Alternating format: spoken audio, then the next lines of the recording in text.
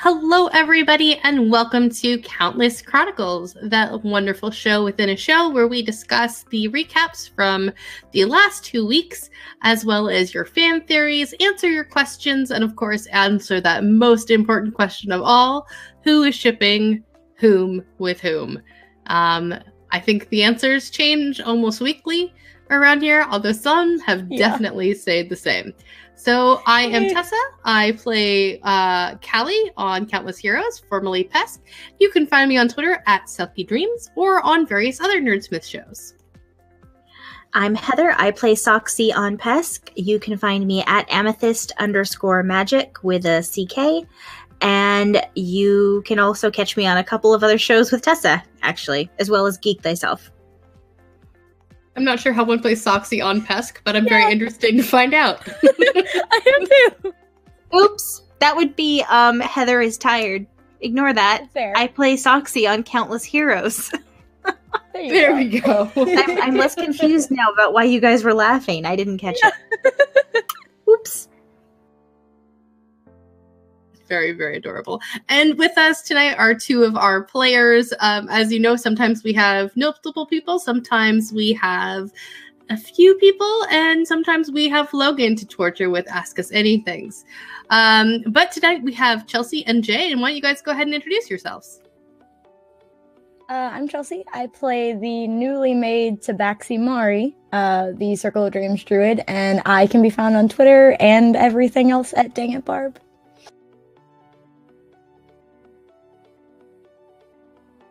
And I'm Jay. I play Oshin, the Purple Barbarian.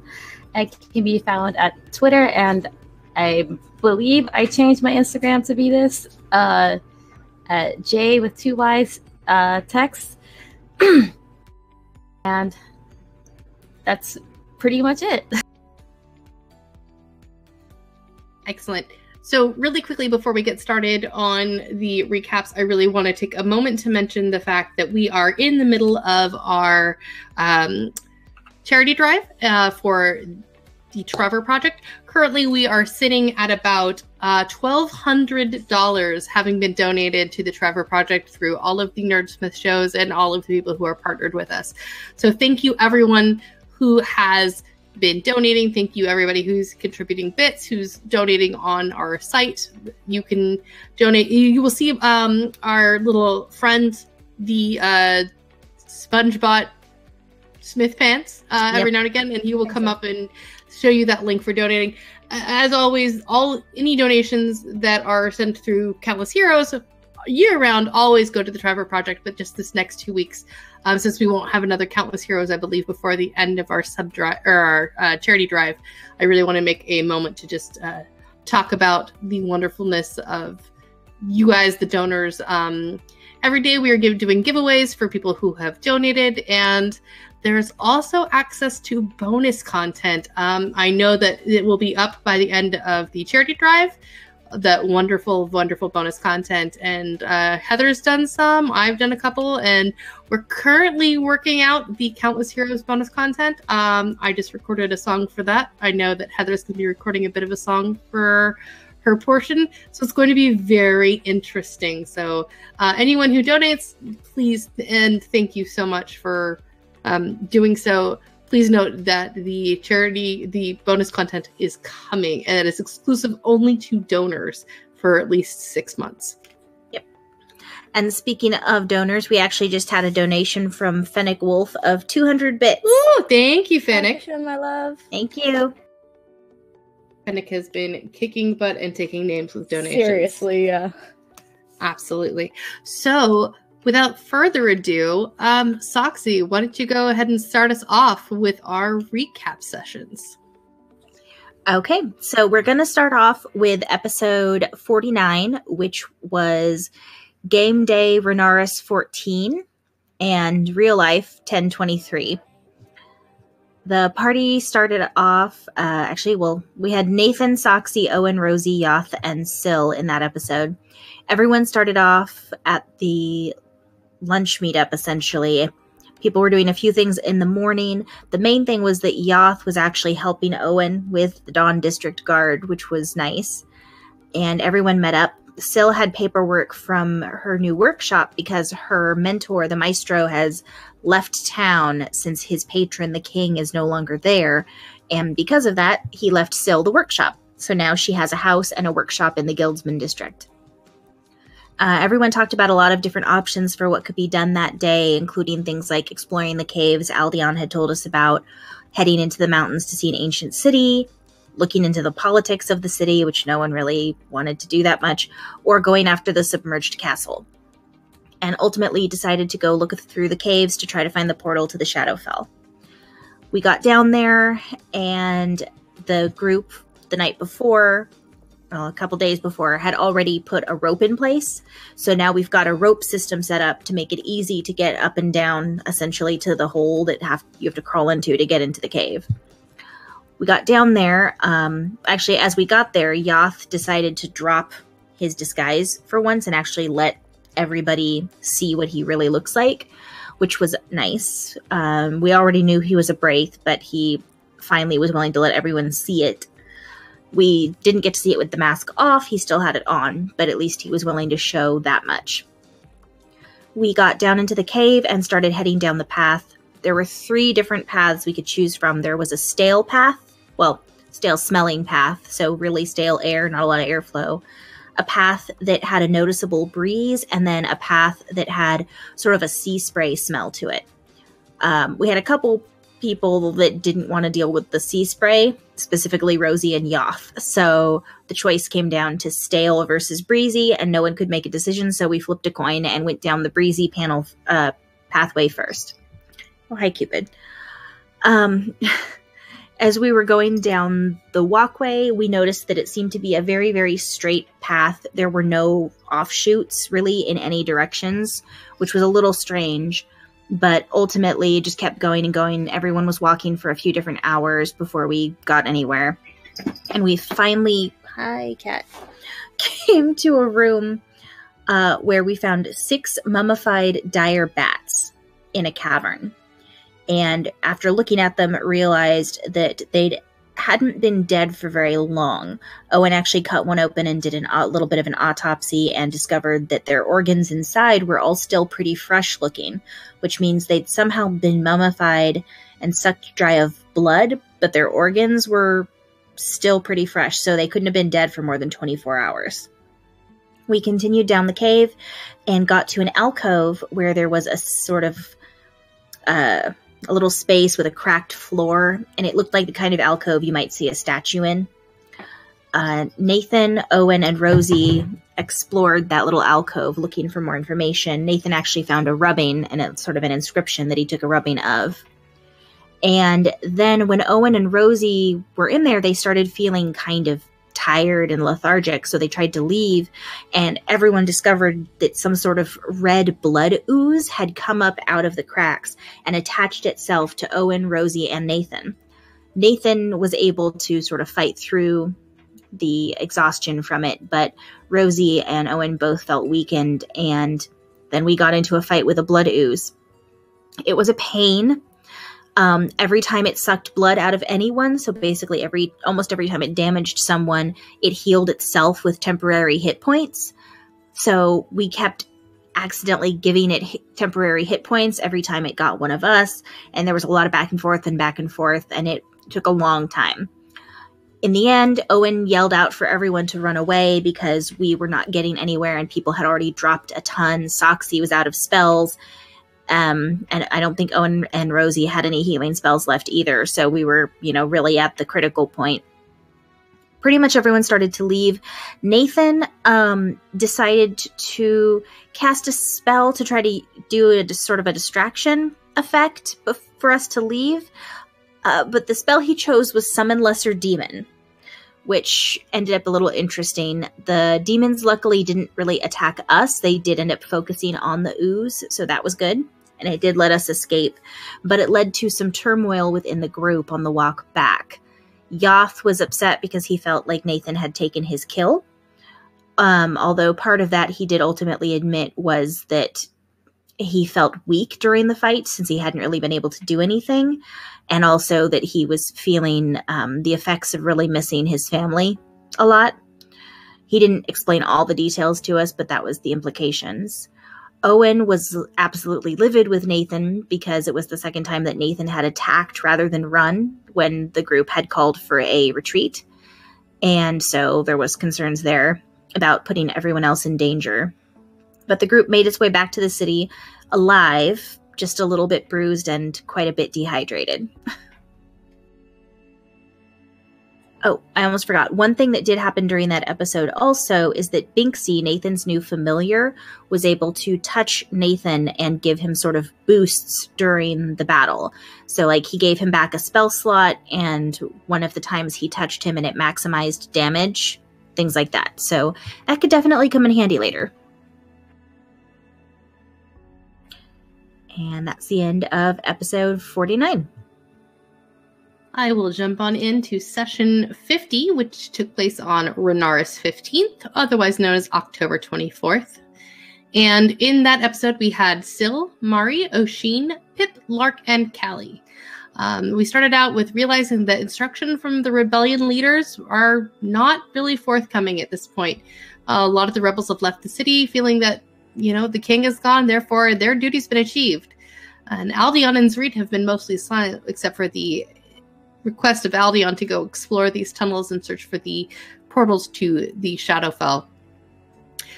Zreed mentions that the silence and her own silence at this point may be to the fact that there might be machinations in play that are unknown to everyone else involved. Mari finally got back from spending some time in Farbrook for her sister's birthday with family. There's a note in here that maybe someone else could shed some light on, because literally the sentence is Logan uttered blasphemy, but I'm not entirely sure what it was. I don't even know. I don't remember. I'm not sure what the blasphemy that Logan uttered was. I don't know. I wasn't in that episode, so I have no idea. I was. There was too much that happened after this for me to remember. I don't remember. I was there. I don't remember. I was amused by that sentence. Logan uttered blasphemy. No idea. Lark had invited everyone to a picnic, and using the same picnic blanket that had been left on the cliffside from Saldana and the King's picnic dinner, which was so lovely. So lovely. Oshin and Pinball talked about the city council. Pinball has been considering stepping up to take a position on the council, which the council elections will be taking place tomorrow, in a bit of irony there, as so will the U.S. elections, midterms. And so Pinball would be potentially representing the Pearl District, along with the other candidate running, I believe, is Rydell Erasmus, Saldana's father. There were a slew of egg puns as Pip spent the morning preparing for Lark's picnic. Once the picnic was had, and Foster, Lark's bear, fell asleep on top of the remains of the egg tubes that nobody would eat, even though Pip had spent a wonderfully large amount of time trying to prepare food so lovingly for the rest of the group. The rest of the party decided to enter the caves to pick up where yesterday's group had left off. And they walked past the giant blood puddle, and Lark cleared the area using his divine sense, and then they continued to walk on.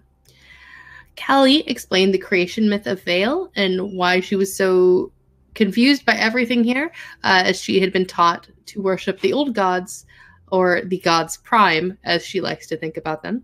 And so there was a bit of confusion as to why there was no temple to the Dragon Mother or any of the other gods here in the city. As they were discussing, Mari asked Callie if she knew anything about the Baba Yaga, and unfortunately, because Callie's limited teachings, she doesn't know much about the Baba Yaga other than the Baba Yaga was, quote-unquote, banished, so they're not sure. And as we were walking along and Callie finished up her story, Dun, a earthen creature, appeared from the side of the cave. He had been living there the most of his life. He was very excited to have some company and chat with a few people, and he asked the party for some snacks, which meant rocks. Callie produced a piece of obsidian she'd been carrying with her, and there were a little bit of issues trying to actually connect with the creature on an emotional level, but it didn't work. Didn't go too badly. And as they left, Callie received a blessing from her interaction with Dunn and felt a kinship renewed there and felt very good about their encounter. Moving further on the cave, a body was spotted laying on the ground. Its shoes were absolutely in impeccable condition, but the pants and clothing were in tatters, and the body was covered in weeping pustules. When Mari walked over to figure out how long the body had been there, it rose up from the ground and attacked her. It was pretty disgusting. When Pip approached, the creature's stench and aura of disease caused him to pause. It was so thick. The creature's bites caused necrotic damage and hurt the vitality of those who were bitten. And then, as if things couldn't get any worse, flaming skulls appeared because of Pip's battle cry. So the party was contending with this oozing, pustule-ridden, zombified creature that spread disease every time it bit you, and flaming skulls. But, of course, the party was victorious, and we found some lovely magic items on that body. Some boots with transmutation magic, and a belt with conjuration magic, and some bracers. Because of the damage and Callie was incredibly ill at this point, having taken 2 levels of exhaustion and definitely was diseased, the party decided to return back to Cinderhaven, only to find that Foster had eaten the remains of the picnic, except for the egg tubes, which he had laid upon, because even Foster won't eat egg tubes. He understands. Yes, he does. He knows they're awful. Afterwards, the group heads to Moe's tower. And while Pimple is giving us some assistance with identifying the magic items, Mari has a vision. And she sees white cliffs made of chalk, almost crystalline in nature. And the person whom she is inhabiting in her vision is standing at the edge of a cliff with shaking hands, holding a letter. And the letter is open and read aloud. And I'm actually going to read it aloud again because it was a really fucking good letter. Jastra, let me first say that I am among a select few who have the ability to forgive those most think should not be. An ability to forgive those who have repeatedly already been forgiven, repeatedly broken the trust awarded to them. You are not a special case or any different from those forgiven before now. You aren't being given my forgiveness because you have earned it, or because of the moments we have shared. You are being forgiven because of all else. Forgiveness is divine. Forgiveness heals and brings with it hope for a future in which forgiveness is no longer needed. There are going to be many who will turn and walk away from you, distance themselves as far from you as possible, some with tears in their eyes and others with hate. My advice to you is to look every one of them in the eye without judgment. Stand with your head held steady and accept their decisions as part of your own healing process. Awakening each and every day with the memories of what you and Victor have done will fade over time, but never truly leave you be. Forgiving yourself will now be the badges, the armor, the scars, the daily tasks that will fill you for the rest of your life. Please remember that mistakes are always forgivable once you've done what you've already done. Admit to them. As for our moments, all of which are special ones I hold close, I plan on keeping them and remembering them fondly as I ever have. I am writing this now because of those moments and any such future ones that we shall share together. Once you are ready, once you've forgiven yourself and accepted what needs to be accepted, then, and only then, will new moments between us continue. Bear with the faults of others as you would have them bear with yours. Your light, Flark. And Jastra, through Mari's eyes, reads the letter, sighs, folds it, puts it back in her pocket, and walks away from the cliff's edge.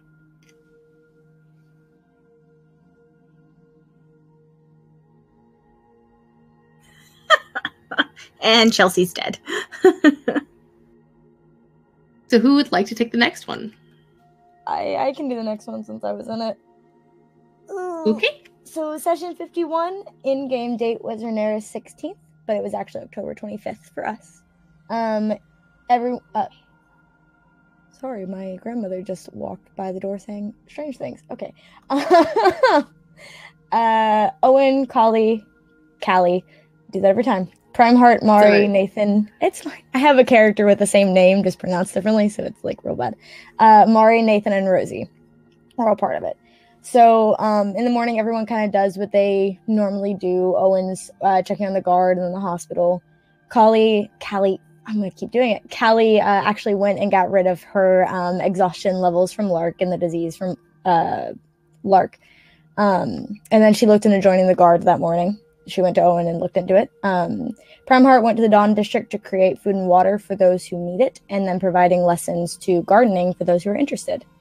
Mari, because of the previous day, decides to sleep in late, and Rosie stops by and wakes Mari up and takes her to a new shop called Sunflower Dreams, where Nathan is waiting and cleaning up some of the paint that he spilled. At Sunflower Dreams, Mari begins to look around, just getting used to her new shop that her friend very graciously gave her, and she's not crying over it's fine. So while she's doing that and Nathan's staying with her, Rosie goes outside and gets approached by a blue tiefling and a Goliath. We learn that the tiefling is related to one of the 5 that was killed by Haley during the hostage situation. It's a sister, and that the Goliath was married to him. Rosie tries to trick them into saying she knows who it is, but lying about who it is because she knows it's Haley but doesn't want to give it away, saying that she wants 300 gold, and actually managed to threaten the Goliath after learning he wants revenge, which was amazing. Eventually the two leave, and Rosie notices a red-haired half-elf woman in a red dress who is in earshot, and when Mari asks about what they were looking for, or who they were looking for, Rosie hesitates to say because of this woman. So after that, we all meet up at the Beer Forge, Owen getting there first, and then everyone else following it after. There are technically 2 patrons, one with a rifle and a pistol laid nearby, and the other a cloaked figure with an obscured face that we all notice. Sorry, trying to read. Rosie, Nathan, and Mari, once they get into the Beer Forge, inform everyone of what they've seen, and Owen messages Rosie to get finer information, and learns that the duo was pursuing Haley specifically. Rosie introduces herself to the gunman and gets paid for a song in a piece of gold. Owen, Primeheart, and Mari work together on continuing and coordinating acts of charity throughout the city to make it a little bit better, while Rosie plays her song, and Nathan draws the guns and the men. When Rosie returns to hear his opinion from the man that paid her, he just looks at her cool, penetrating blue eyes, and then we decide to do different things throughout the day. So Rosie goes to check in on Daisy. Owen, Callie, Primeheart go to check in on Haley, which she answers the door completely naked. And they telepath. She had a towel on. Okay, but she takes the towel off. She had a towel on for like 5 seconds. Like, literally. Yeah, that's true. Callie gets very overwhelmed and becomes speechless because she was not expecting that. But she ends up speaking telepathically through an ability that she has as some kind of nocturne that she is, with Owen to find out what's going on, just to make sure that if anyone is listening, they can't hear what it is. And then she suggests that Owen might be a good leader for the guard. And then they just continue talking about about all of it. And Callie inquires about a potential date with Haley, who agreed to it, which I didn't think she did. Did she? It wasn't really an agreement. It was like, we should all hang out together. It was not. Yeah, so it was much more an like agreement just of a hang day. out as a friend. Yeah, it was one-on-one or everybody on one, whatever you guys want to do. Yeah, Well, I was like, that's not correct. She didn't ones. agree to the independent date. While they're doing that, Nathan and Mari go to look into the adventuring guilds that are coming into the city and learn that while they're not here yet, there are people for each of them, including a tabaxi that's part of the Soft Paws group, which is a group of scouts, essentially. We had gone to the Chalice to find all of this, and the tabaxi's name is Patch. We learned that one guild is very strict and organized, but we didn't find out the name. And then the other, which is more loosey-goosey, as she said, is called the Steel Syndicate, which is made up of several different parties, including the Soft Paws, Bad Company, Beastmasters, Vengeance Falls, the Club, Fishmongers, Gravemakers, Pest Control, Shovel Tusk, and Don't Argue with Miss Finnick. Don't know where that last one came from at all. No idea. I know, right? So once everyone gets done with the discussion, gets done with what they're doing independently, we somehow all run into each other in a random crossroads in Barrel Run. It's just perfect, a coincidence, you know? Kelly apologizes for flirting with Mari to Nathan because Mari is very dense and didn't realize. Primeheart ends up noticing the Tiefling and the Goliath, and Rosie dashes forward to talk to them again. We end up learning that the Goliath has a belt of dwarven kind because he has a full head of hair, which is not normal for Goliaths. Rosie threatens them again by saying that she would eat their fingers. And then Owen sees the same woman that Rosie had seen earlier. And the Tiefling and the Goliath leave, and then Owen disguises himself as an elf. I also didn't see that name in there. That's amazing. Anyways, and inform Callie to keep a beat on the red woman, so she scales a building and begins to follow her. Primeheart starts to get really impatient, admits that he likes to be doing things, not standing around and waiting. So Owen ends up giving chase to the woman who starts to leave, and the rest of the party follows after very stealthily. Owen, being in the lead, ran headfirst into an invisible wall after a session of cat and mouse. It was hilarious. Callie was very amused. We all were. It's fine. So he starts to scale the building that's next to it in the alleyway to try to get over it, while Mari tries to dispel the magic, but the wall is non-dispellable, which sucks. So then there's an epic jumping across building scene, which ends up with her, with Owen having a problem with jumping over a larger gap. So they end up having a conversation via message. And she doesn't respond verbally ever during this conversation. It's all very visual or illusions or prestidigitation. And we don't really know why, but ends up after Owen decides to head out, she misty steps across the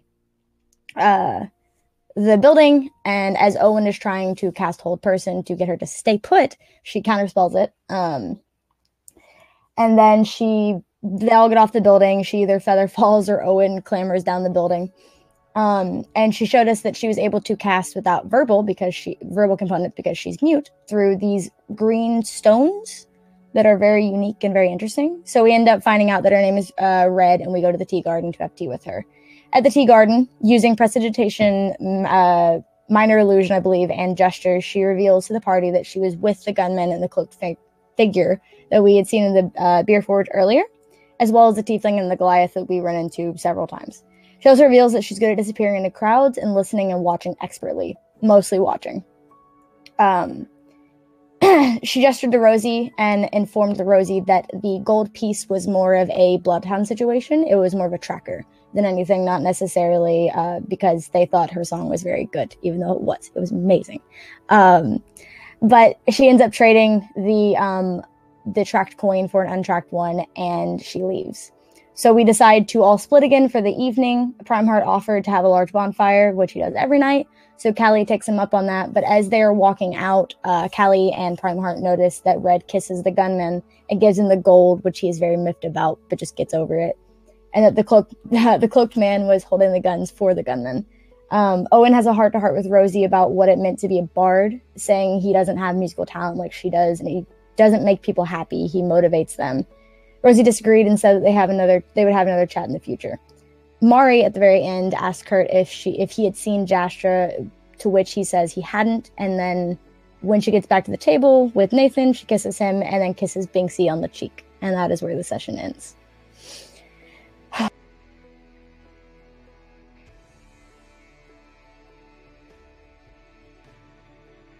Well, that was a mouthful. Yep. Not this one, but the next one is too.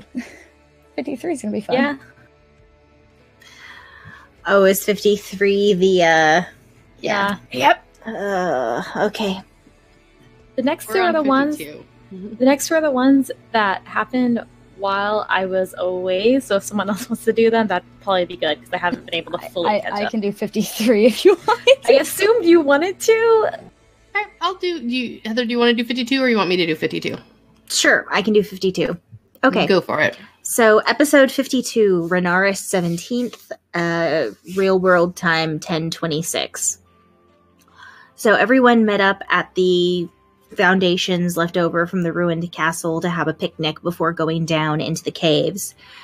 And as they got down there, Syl took a chisel and hacked away some more of the cliff so that it was easier to get into the little alcove to get in. They went down the breezy tunnel just like everyone had the day before, trying to get further in and trying to get closer to the end.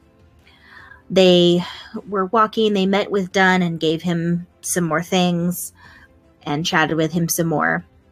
And then they continued in and got to a small underground lake that seemed to be at the bottom of a relatively slow-moving waterfall where the water sort of cascaded down a few different levels, but didn't have a really big drop. So Primeheart cast Water Walk on the party as a ritual, and then everyone started walking across to get to the other side. However, as they were walking across, the water was perfectly clear, but it was so dark they couldn't really figure out how deep the water was. So they started realizing that there were a lot of fish below them and that the fish had slowly stopped appearing. And then suddenly there was Primeheart decided to drop a copper. He lit a copper with light and dropped it into the water to see what would happen, to get a better view. And as he did that, this massive and extremely fast shark swam below the party, snagged the copper and ate it, and kept going to the other side where they couldn't see it anymore. Then it rounded on the party and started focusing its attack on Primeheart because he had light cast on an arrow on his back. So the party kept attacking it through the water, which didn't work great since they were walking on top of it, so it was hard for a lot of them. But they eventually GB figured out that it was the light that was attracting the shark. So Primeheart threw the arrow as far as he could, and the shark swam after that and left the party alone. They kept walking, and they started seeing these little tiny lights appearing under the water, almost like fairy lights. So they started looking at them closer and examining them. And then as Syl was walking towards them, she got about 60 feet away and realized that they were some sort of anglerfish. And they had this dark liquid clinging to their sharp teeth. So you guys can see where this is going.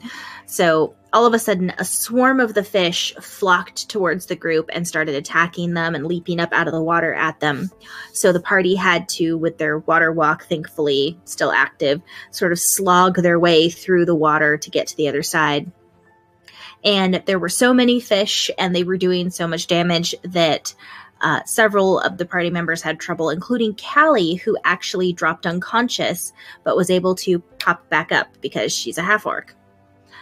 They finally got to the other side and they found a ramp made sort of the stone led up in like a ramp shape, and they made it up and over that and found a second way to loop back to the pathway that didn't require going across the water.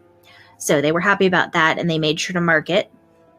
And then they decided that since everyone was really feeling it and just exhausted, they were going to go back up to the city. So they went up to the cliffside again, and when they got there, a woman in red with rubies at her neck and ears was waiting for the party at the cliff, eating some porridge from the picnic. They spoke with her for a minute, and then Syl painted a red flower in the boob window that was on her dress. and GB got a treat from her. And then as the party was leaving, so that Primeheart could lay hands on Callie and fix her, Red climbed down the ropes and went into the cave, as far as we know. Was that when Callie became super tall? And Primeheart was like, yeah. Yeah. Also, I love wasn't it best face ever. GB cast something with reckless casting? That clip is amazing with that. Also, I love the term boob window. Just saying. It's what it is, though. The boob window that's right here. I love that term. Okay. So session 53. It was on Rhaenyra the 18th. Our actual date was October 27th. And this one, seriously, for everyone who stayed and watched, thank you. We appreciate it so much. Yeah, that ended up being like a 6-hour episode. Yeah, like 5-6 hours, yeah. So, oh my god, sorry, I was looking at chat. The characters were Mari, Nyx/Bridget, or Thomas, use several versions of themselves, Soxy, Pip, Finku, and Callie. So that morning, everyone's kind of, again, doing their own thing. So Mari is working on setting up for shop. Soxy decides to go back to work and make some money sign spinning, including, I think she also was trying to spin not just for the spa, but for the pet detective, which she later learns is a failed business from Pip. Yeah. Apparently his business ended and he didn't tell her, so she had still been occasionally spinning the sign for him. So she was like, oh, okay, here you go, and handed it back. Callie, after spending some time with Primeheart overnight, leaves his camp and heads to the beer forge because she still doesn't have a book, so she doesn't know what everyone's doing. She just kind of assumed. And Nyx is working at the Greaser Guild and just kind of tells Finku to take them out to lunch. It's not really a suggestion. It's, you're taking me out to lunch, right? And Pip also meets him at the Greasers Guild because he needs a barbed net made, which they are able to do. So at the beer forge, we meet a new waitress who, did they write her name down? Laura, who we learn's name is Laura. She's human, somewhat plain looking, and she offers a new breakfast item, which turns out to be something akin to breakfast sushi. She has an interesting working relationship with the rest of the staff, and the sushi's delicious. We take our orders to go, and we head to the cliffs, hopefully to finish exploring the tunnels. Nyx uses their oil of slipperiness to potentially assist in squeezing through the cave, and before we go, we decide to buy some semi-precious and precious stones to give to Dunn as a treat, because he can't find any in the tunnels. At the cliffside, we all descend the rope, and it feels warmer than it has in a while, and for the first time in 17 years, the sun is peeking through the clouds, and Mari and pretty much all the party that's been in Cinderhaven for an extended amount of time gets very happy. So once we get into the tunnel, we give Dunn 15 gold pieces worth of stones, and whoever gave it to them got the bedrock blessing again, which is great. Once we arrive to the low tunnel shelf, which is the reason that Bridget had to use the oil of slipperiness, Mari changes into, I think she just turned into a rat, and we all start to, and Bridget turns into Thomas and informs the party of their nature, and we all kind of slink through. Once we get through the small clearing, we end up coming across a copper coin from Cinderhaven just on the ground, so we continue to walk, Pip picking up the coins, and every 10 or so feet there's more, some silver, some copper, some just copper, and after a while we end up finding a skeleton near a bag of coins, and like a belt pouch, and then spilled coins. Soxy determines that the skeleton is either that of a dragon or a drake. Once Callie finds out that it could potentially be a dragon, she is shocked and saddened and sings a song in Draconic to limit the creature's passing and does a quick prayer. Pip examines the bag but can't discover any hints to its to what it is or when it happened, anything like that. And Callie takes one of the creature's teeth and promises to bring it back to life once she finds someone able to do so, which worries the party real bad. Too bad. Something we still need to talk about. Callie is the mother of dragons. That's okay. Is she? Yeah. Is that what's happening? Well, Soxy was concerned because she was like, wait a second, Callie, I don't know if it's a drake or if it's a dragon. And if it's a dragon, I can tell you it's copper or black. One is not good. Not a good one. None of them are good ones. Nope. All of them are made in the mother's image. Does not matter to her. Valid. That could cause tension later. Yeah. So we proceed further and we end up going into this opening at the very end, where it looks like the beginnings of a dragon horde. There's armor, there's a cloak, there's some books, quivers of arrow, weapons. It was a baby. It was a baby. I forgot to include that about the dragon drake thing that we found. Regardless, though, it's still a baby dragon. We find a bunch of scrolls, just various things that are in very, very good condition for how long we assume it's been down there. And Nyx picks up a cloak and then gets engulfed by it. We go to break and then we come back and we start the battle.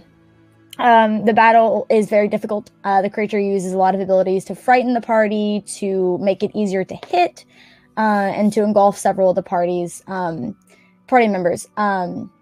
While engulfed, anything that anyone does to it, the party members that are engulfed take that damage as well. And Mari, being Mari, tries to dislodge Pip because he had been engulfed after Nyx had gotten out, gets engulfed herself. While trying to fight the creature and free Pip and Mari's failure at being able to get out because she is not a strong being, Mari's killed. They end up dismantling of the cloak by ripping it in half, and they loot the room to see if they can find any spells to bring her back, and they can't find any, but they do find a bag of holding. So they decide to carry Mari's body to Aphra to see if there's anything that Aphra can do, because she is the strongest cleric that everyone knows in this group. So Nyx and Pip go to Aphra's office. I can't talk. With Xyler being there and answering the door. Nyx introduces themselves. I think Pip also did too, because I don't think Pip had met Xyler. And Aphra, after introducing herself to Nyx, tells Nyx to call her either Vass or Vassifra, and gives them options, either for Raise Dead, which has to be done within the next 10 days, or Reincarnate, that can be done as soon as they get the 1,000 gold worth of things that they need. Pip tells Vassifra that they'll try for the diamond, and she says she'll have her friend ready to cast Reincarnate within the next 10 days, or Raise Dead within the next 10 days. Nyx, on the other hand, has an idea to reach out to the Inverted Cup for assistance in locating a diamond, because they need a very specific one for Raise Dead. It's not any diamond worth an amount. It's a very specific size that they need. It's about a 3-carat diamond. So Nyx and Finku go to locate a contact, saying, and Nyx informed Finku that the cost would not be insignificant, so they go and meet with a woman who the party knows, well, some of the party, mostly Nathan knows, she's very beautiful, has dark skin, white hair, and dressed very nicely, and we end up learning that it is Annika, who came to Nathan before and informed him of the issues with the maps, that a lot of the maps had no trade routes to her city or several other cities out of or to. So her price for the diamond is that Nyx must bargain with Nathan for his entire business. The process involves finding his uncle and the other family member and getting them to approve, and Nyx says that they'll have no problem with getting this done. So they go back to Brell Estate. Meanwhile, Soxy and Pip, while Nyx and Finku go to talk with Annika, go to inform Nathan of what happened. And he's not okay. It's a real sad moment. So Nyx and Finku, as Thomas and Finku meet up at the Brell Estate, and they go over the options. So either, Pip and Soxy bring in the thing of, well, we can do Reincarnate or find a diamond. And then Nyx comes in and informs Nathan of the deal to find the diamond and to get it. And Nathan, after some discussion and some letter writing and deciding that it's a bad idea to try to contact his uncle, decides to do the reincarnation today, like that moment. So Pip and I believe it was Nyx go and inform Vassifra of Nathan's decision, and she agrees to notify her friend and to meet at Mari's shop, the Sunflower Dreams, in about an hour. So we all get to the Sunflower Dreams with all the things that we need, and Vassifra comes in with an elf with golden skin, yellow eyes, with long golden and green hair. It's a druid who lets us know that he is there to conduct the ritual and spends about the next hour doing it with Nathan's help and the rest of the group looking on. So while this is happening, a new body is formed from the fertile soil of the garden, and the new body turns out to be a tabaxi. That is a Norwegian forest cat-based tabaxi. And Mari's soul goes into the body, she accepts it, and she snaps back into consciousness far quicker than anyone the druid had ever seen doing this. He'd never seen anyone hop back that fast.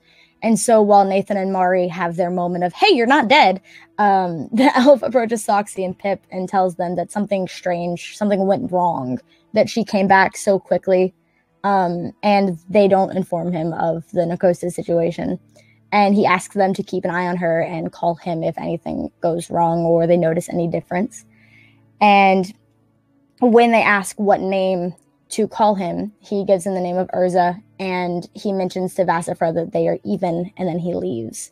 And then Nathan, being Nathan, even though Afra had just brought back Mari, tells Afra that doesn't make them even, that there is a lot more that Afra has done, that this doesn't really fix it at all. And that is pretty much where we end the session. Everyone either going home or going to spend time with Mari, making sure she's not messed up. And that's where the session ends. That was a heavy episode. Yeah, a little bit. Oh, yeah, I know. I opened my phone while I was having a nice morning at camp and saw all of that. Yeah. Yeah, we had a lot of people that were messaging us behind the scenes going, WTF, what the hell is happening, you guys? I felt real bad because I saw the recap. I was so tired. Oh yeah, Callie actually going to sleep. That's why Nathan was pulled in. But yeah, during the next day, we had posted the recap in our private chat, and literally everyone was like, "What? What happened? Yeah, what did you do?" By the time we finished session, it was like 1:00 in the morning. So none of us messaged people to give them a heads up or anything. Because it was like 2 for me, I think, at the time. Like, I was so tired. Yeah, well, and we had some people watching, and again, you guys are amazing. Thank you for sticking with us. And we had some people so watching. An hour behind me. They were EST, and I think one person was even further away because he was saying he was like an hour ahead of EST. I don't remember what time zone they said, but it was even further. So people stayed up with us basically all night. Yeah. To watch what was going to happen. And you guys are amazing, and thank you. Yeah, seriously, thank you. I said it in the actual Nerdsmith server, but seriously, thank you guys for doing that, because that was a lot. And you guys are really awesome. Absolutely. Alrighty then. Shall we move on to session 54, Renaris 21, or as we like to call it, October 30th. Jay, do you want me to take this one, or are you good with this one? I can do this one. I was in the second half, so yeah. You go, sir. So this session was Callie, Mari, Sil, Oshin, Lark, and Soxy. It is not actually listed at the top. My bad. Everyone woke up that morning to everything, pumpkins everywhere, on everything, covering everything, in houses, on the streets, everywhere. And there is a little Fey man using them to listen. He talks to Lark, I believe, about it gives him the name Hisamu Hitabu, and Lark invited him to lunch. If I remember right, Lark invited him to lunch. I remember walking through the pumpkins, yelling his name, and he was responding. He's using him to look for signs of a Nakosa, because a Nakosa had somehow revealed themselves. But no one knew why. Callie accidentally told Haley about Mari's death because Mari hadn't told her at that point. And Nathan, okay. She was dealing with your dying. God. And Haley appears at Mari's side and is hurt that Mari hadn't spoken to her in a few days and told her that she died and was a cat now.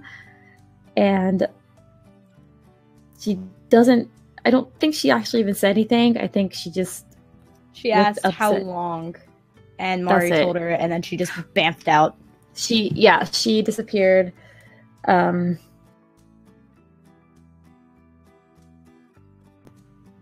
Yeah, and they go to lunch, and the Ivy is cooking the pumpkins because there are pumpkins everywhere. And they have a drink with Hisamu, who tells them about the Nakosa. He's looking for Nakosa. He wants to ask questions, and he wants the Nakosa to find the Baba Yaga. And says if they find the Baba Yaga, they want to ask her questions. And the party leaves the Beer Forge after this conversation that doesn't fully go anywhere because they're talking to Faye. They kind of learn what's going on, but and they find a large tentacle breaking through the road, and everyone fights it. It's at this point that Oshin had joined them, just kind of coming up the other direction, and they defeat it, and it shrivels up into darkness, and they decide to block off the hole so no one can fall into it on accident. So they start to move pumpkins around it to put pumpkins and then rope it off for double protection. Yeah. And Soxy pushes one of them into the hole, and pumpkin vines start to grow out of it really quickly. And from that, another Fae comes up, riding a sort of a snail. Yeah. And A flail snail. Yeah. She asks them about the Nakosa, and they tell her that I think they didn't say anything at first, and she just kind of went away, and then Oshin stopped her, talked to her for a little bit, and she started to offer him things, and he said no to all of them, like going back to the Feywild, and why can't I can give you a pinball, or things like that, and said no, and was really dismissive about all of it. And she came back to talk to them because she kind of just assumed he knew who the Nakosa was, even though he said, I don't think I would know if I know a Nakosa. So it's fine. Just lie to a fake queen, it's fine. Syl tries to pass herself off as a Nakosa, which works for a little bit, it seems. Until she realizes Syl's a statue with no hair or blood, therefore cannot be a Nakosa. And she hands Syl a knife to show her that she can do the Nakosa abilities by cutting the strands on her hat, probably. And Mari intervenes.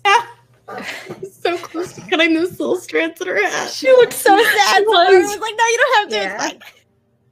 And Mari intervenes, but tells them she doesn't want to go back to the Feywild with either of them. Hidebu pops up out of the pumpkins. And it's explained a little bit more. They are looking for the Baba Yaga to settle a bet. And the Snow Queen is the head of the Winter Court, and Hoodoo works for the Autumn Court. And these are the only two that had made it up. The other groups had come through or tried to go through the Undermist and had not made it to the city. The party leaves and starts breaking pumpkins and moving them out of houses. And Hidibu and the Queen say they'll be back tomorrow. That's as long as they'll be able to stay. Hidibu does let it slip that she goes with them. She'll be comfortable, which is promised by both of them. And Hidibu says it won't be for that long because she won't be alive for that long because they need all her blood for a ritual to find the Baba Yaga. Soxy insists that Mari stay at Pimple's upstairs with her and Pimple and Oshin. And Mari goes back to her apartment to check on Haley. She finds that she's gone, but as well as some of her clothes and 3 months of rent. And she just sort of takes a moment to take that in, and then they return to the tower where pumpkins are smashed and thrown off the tower and taken out of houses.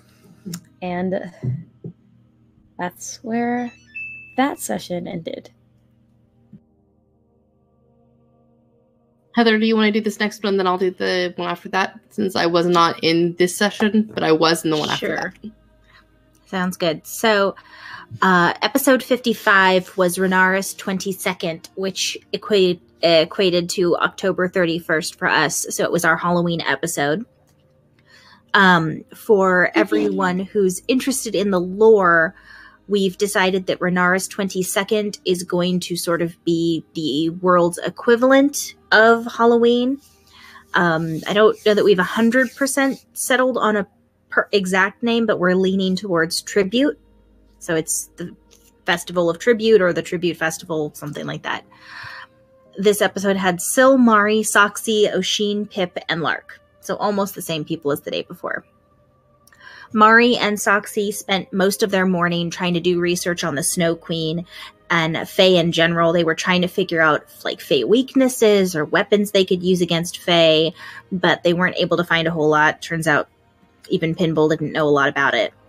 So Mari and she ended up crafting boats to float on the water as part of the Tribute Festival.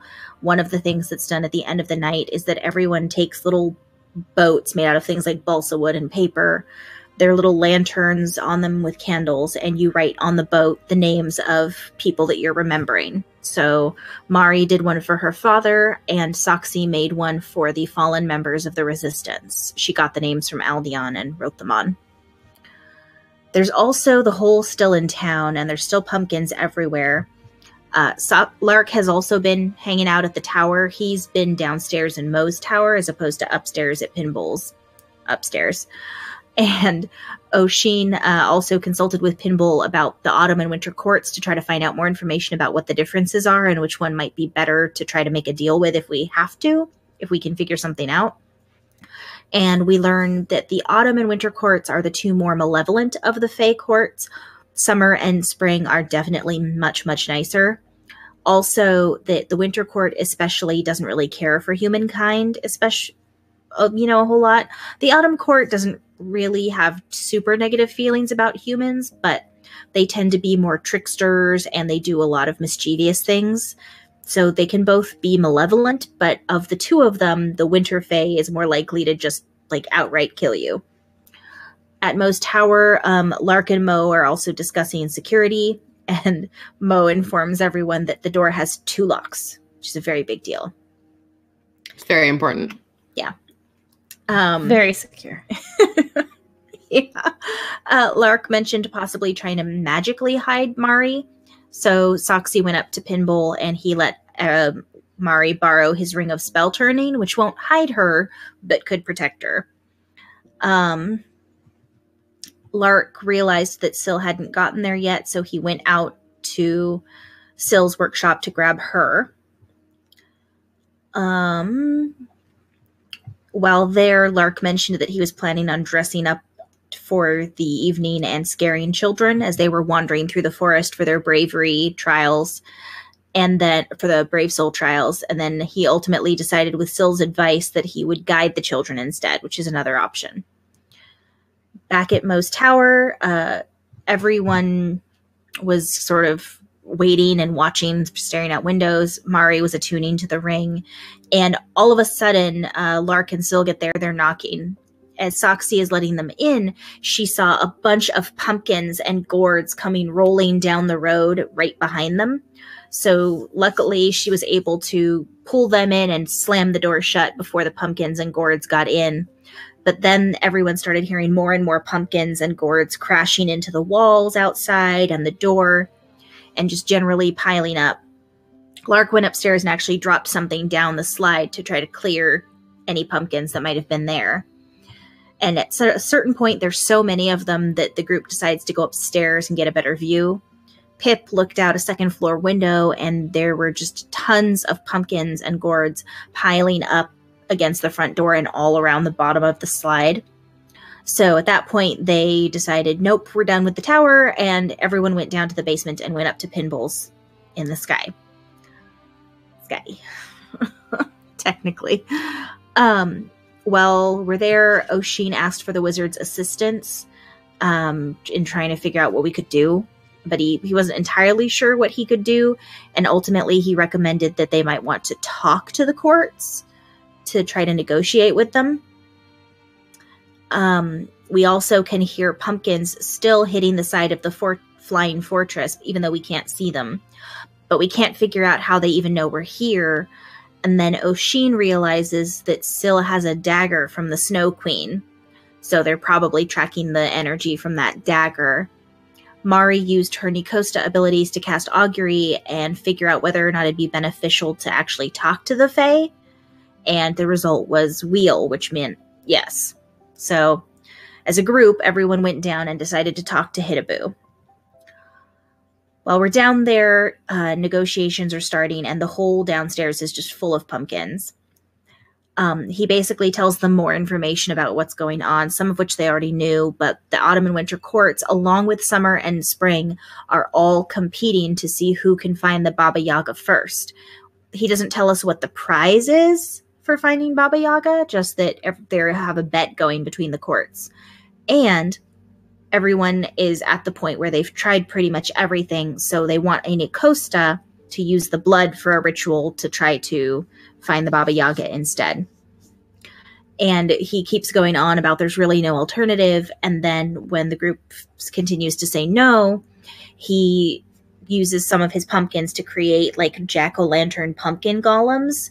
And then as they're getting ready to fight us, the Snow Queen shows up and rips half the tower off, which was interesting, and starts fighting with Hidaboo. So we're fighting pumpkin golems, they're fighting each other, it's all sorts of insanity.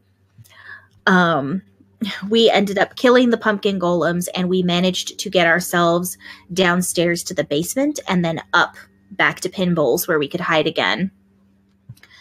And then while we're there, we're, trying to figure out what to do. However, two of us didn't make it up into the tower, and that was Soxy and Lark, just because of the way things happened. However, we were able to use Misty Step to get down into the sewer grate, because we could see into the sewers through the grate. So we Misty Stepped the heck out of the tower and just made a beeline for the river to try to get away and get out and talk to our friends about what's happening. Pinball sent us sending to Soxy, so she was able to tell him what was going on, and he actually had a favor that the courts owed him, so he went and got this pretty green leaf and took it downstairs with him and went and talked to the Queen and Hidaboo to try to negotiate for us so that we could figure out a way out of this. And luckily, during all of this, several of the party members, it was actually Chelsea who remembered, but since she didn't actually know what happened with it, we couldn't have it be her. Know. Yeah. So Pip remembered where Mari's first body was buried and asked basically, Pinball, do you think that would work instead? it seemed a reasonable substitute, so he went down to negotiate while everyone else went into the forest to meet up with Soxy and Lark near the burial site.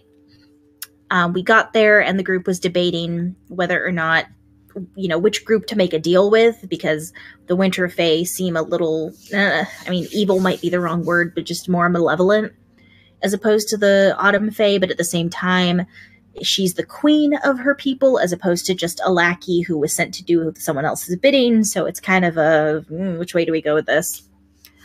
Everyone shows up and there's more discussion about potentially what to fix or what for her to wish for or take from the Fae also. And Pinball gets there with the queen and Hidaboo. There's more negotiations back and forth. Ultimately, they end up negotiating for Mari to get a favor from the courts.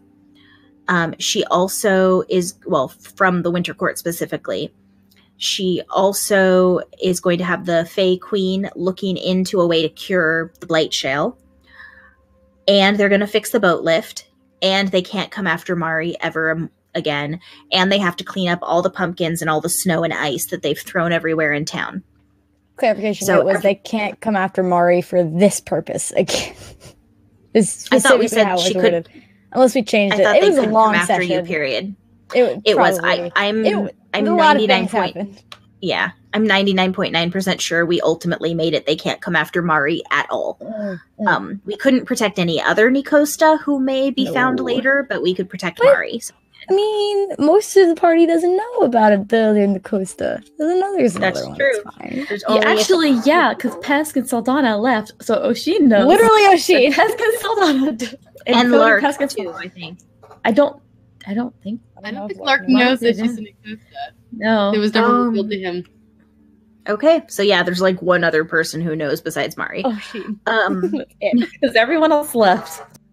Yep. But one thing that they did have trouble with, but that Pinball was able to figure out, was that if Hidaboo became the queen's lackey instead, then that way the queen could be the one that we made the agreement with. The queen would get a new lackey and he'd get a raise, basically a promotion.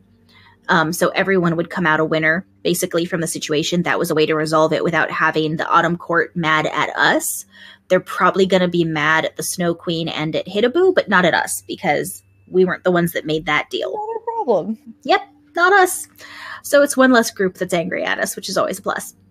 And then the queen gave Mari basically a ring made out of ice on her, right ring finger, which is her favor from the Winter Courts.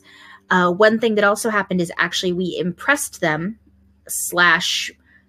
probably earned a little respect from them and appreciation, because they hadn't taken everything into account. So after the queen made Hidaboo part of her court, he no longer had the power to do anything to the pumpkins, which means he couldn't get rid of them. So he could no longer keep his promise to us to get rid of the pumpkins. She could do it by making it snow and having the snow basically melt everything away. And the party, without even really thinking about it, was like, yeah, that's fine. It still achieves our purpose, so we don't care. It's cool. At that point, we just wanted to go. Oh, yeah. Super duper done. So basically, she was impressed that we hadn't negotiated for a new contract because of their oops. Like, we didn't screw them because they made a mistake. And so that earned us points. So that's a good thing for us. And then we had the festival. The town was absolutely thrilled with everything happening. They actually thought that the pumpkin golems were amazing because they didn't know it was actually happening. They just thought someone made these to dance around for the festival. Not so much, but that's what they thought. And then Mari spent time with Nathan, Syl dressed up as a famous hero from the town who had fought a sea monster and then become a monster himself, and performed with a couple of different performing groups. Lark dressed up as this part made people cry. Lark dressed up... Made all of us cry. As the hero that GB had told him about, the dwarven wizard named Hobbs. And he went to the Banyan Forest with GB to lead kids around for their brave soul trials. Pip learned about the origin of egg tubes from Ivy, and also about a hero named Draska who had really loved the egg tubes a lot. And so he set up a pumpkin egg tart booth at the festival and was dressed up as Draska. Soxy had a lot of fun not standing out for once because everyone was in costume. So she was just getting compliments that her costume looked great. It was a nice change. And at the end of the night, she and the others all went to the water to float their lanterns. So Mari floated one for her father. Nathan, of course, had one for his family. Soxy floated one for the fallen members of the Resistance, the fallen Dawn members. She also floated one for Helia and the king, because she felt like Sildana would have if she was in town, but since she wasn't there to do it, she did it for her. And Oshin spent the day with Pinball, and they talked about being happy to have each other. Then at the very, very end of the night, this white mist started coming down through the clouds, sort of splitting them as it came down towards the river, and it started to take on the shape of a ghostly white ship. And it got bigger and bigger, and finally it settled into the lantern-filled water, and people on it were visible. And the people were made out of white stone, just like the ship. So seeing the lanterns and realizing that there was some sort of a remembrance happening, the Goa, not wanting to show disrespect for such a thing, one of the Goa took a torch and held it up, as if they were basically a giant ship lantern. And they let their ship join those that were meant to honor the fallen heroes or fallen loved ones. And that was the end of our Halloween episode. And we kept Mari, which was the biggest part of that we were worried about. The mind, just like, one thing that you shouldn't be a worry, but like, really, truly. We were told after all of that worrying, like, all you had to do was not say yes, and everything would have been fine. And we're like, yeah, we were all kind of like, God damn it. Oh, that leads us. We have 2 more episodes, and then we'll get to the questions. So be sure to be asking them. I've been taking notes about. I've got I think 3 written down. So if you have more, feel free to put them in the chat. So, session 56, Renaris 23, otherwise known as November 1st. Primeheart heads to Owen's clinic in the morning to make sure that everything is shipshape and nothing is being abused by people who don't need as much as they're taking.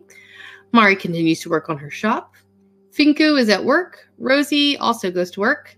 And Nathan spends the morning talking to Tybalt about business. While Callie goes and visits Vassifra on Syl's request to tell her about the promise to fix the boat lift. It does not go well, is the best I can say about that. Vassifra not sharing Callie's thoughts on Airshell, of course, is one obstacle. And then Vassifra threatens to hold Syl responsible and send her to a hearing or to court. And then an argument ensues over whether or not there is even a government to speak of to send Syl to said court. Vassifra does say if the boat lift turns out to be safe, she's happy to stand by Syl and the rest of the group in court and say that, yes, they did ultimately repair the boat lift. But Callie counters that if there's no government, then it's really hard to send someone to trial. So Vassifra replies that the council will be voted in on Tuesday, and Callie counters, won't need that long, and walks out of her office. Callie, she is. She was pissed. Callie, being the hothead that she is, walks over to the beer forge for a drink because she just needs to get out of there, and comes in and offers and asks Ivy for an iron without any sort of flattery or flirtation, just a straight, I would like a beer, please. And then Ivy goes, okay, let's sit down and talk, and actually has a heart-to-heart with Callie for the first time. Ivy's response that maybe there's some jealousy at play, and that maybe Afra or Vassifra has some issue. Sorry for the yawning. I'm not tired. It's just lots of speaking and therefore oxygen depletion. Sorry for the dog in my lap. Oh, it's because I don't have a cat in my lap half the time. Or licking my head. Both of them talk about the government and then switch into lighter subjects after Callie says that she had taken into account that Vassifra might have been jealous to not be the person to fix the boat lift, but decided that pushing that would have been a very poor means to an end of a conversation. The rest of the group starts arriving. Rosie sees Finku and tackles and demands information from the date that he had with Daisy. And he says that it went okay, and he gives her a few details, so she'll just leave him alone for a few minutes. While they're talking, a gentleman in a tattered purple robe walks in with an adventuring-type man holding a rifle and pistols. They go into order and then sit down at their table. Rosie comes up to them and asks why they were trying to track her with a coin, but the men don't respond to her questions. While they are ignoring her, Rosie moves away from the table and the group continues talking about the airshell boat, and the whole airshell issue comes out during the conversation.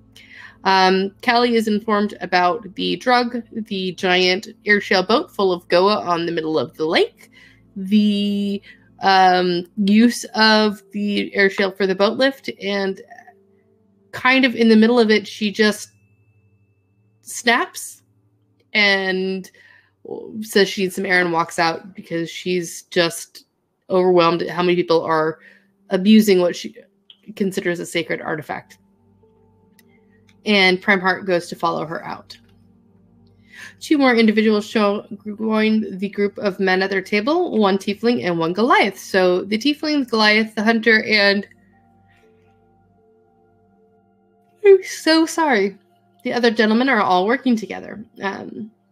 They are speaking to each other in Thieves' Cant about their motivations and mention that they are running out of options to find the killer of the tiefling's sister.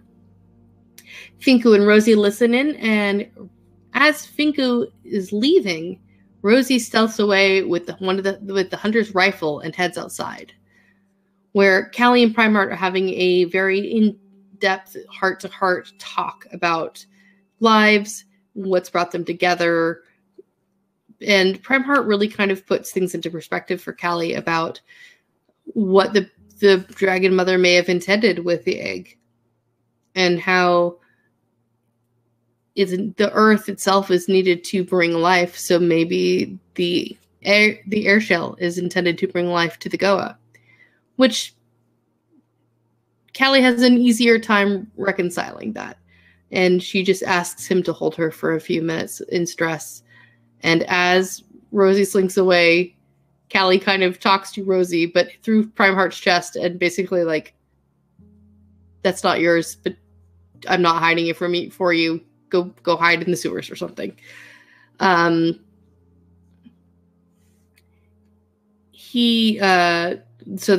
they stand there for a few more minutes. And while everybody else is back in the bar, the hunter goes up to Ivy and points at the table that we were sitting at. Ivy comes over and says that the gentleman is missing his rifle, and since there were only 2 tables in there, it stands to reason that someone from our table took it. And of course, the group then realizes that Rosie is missing.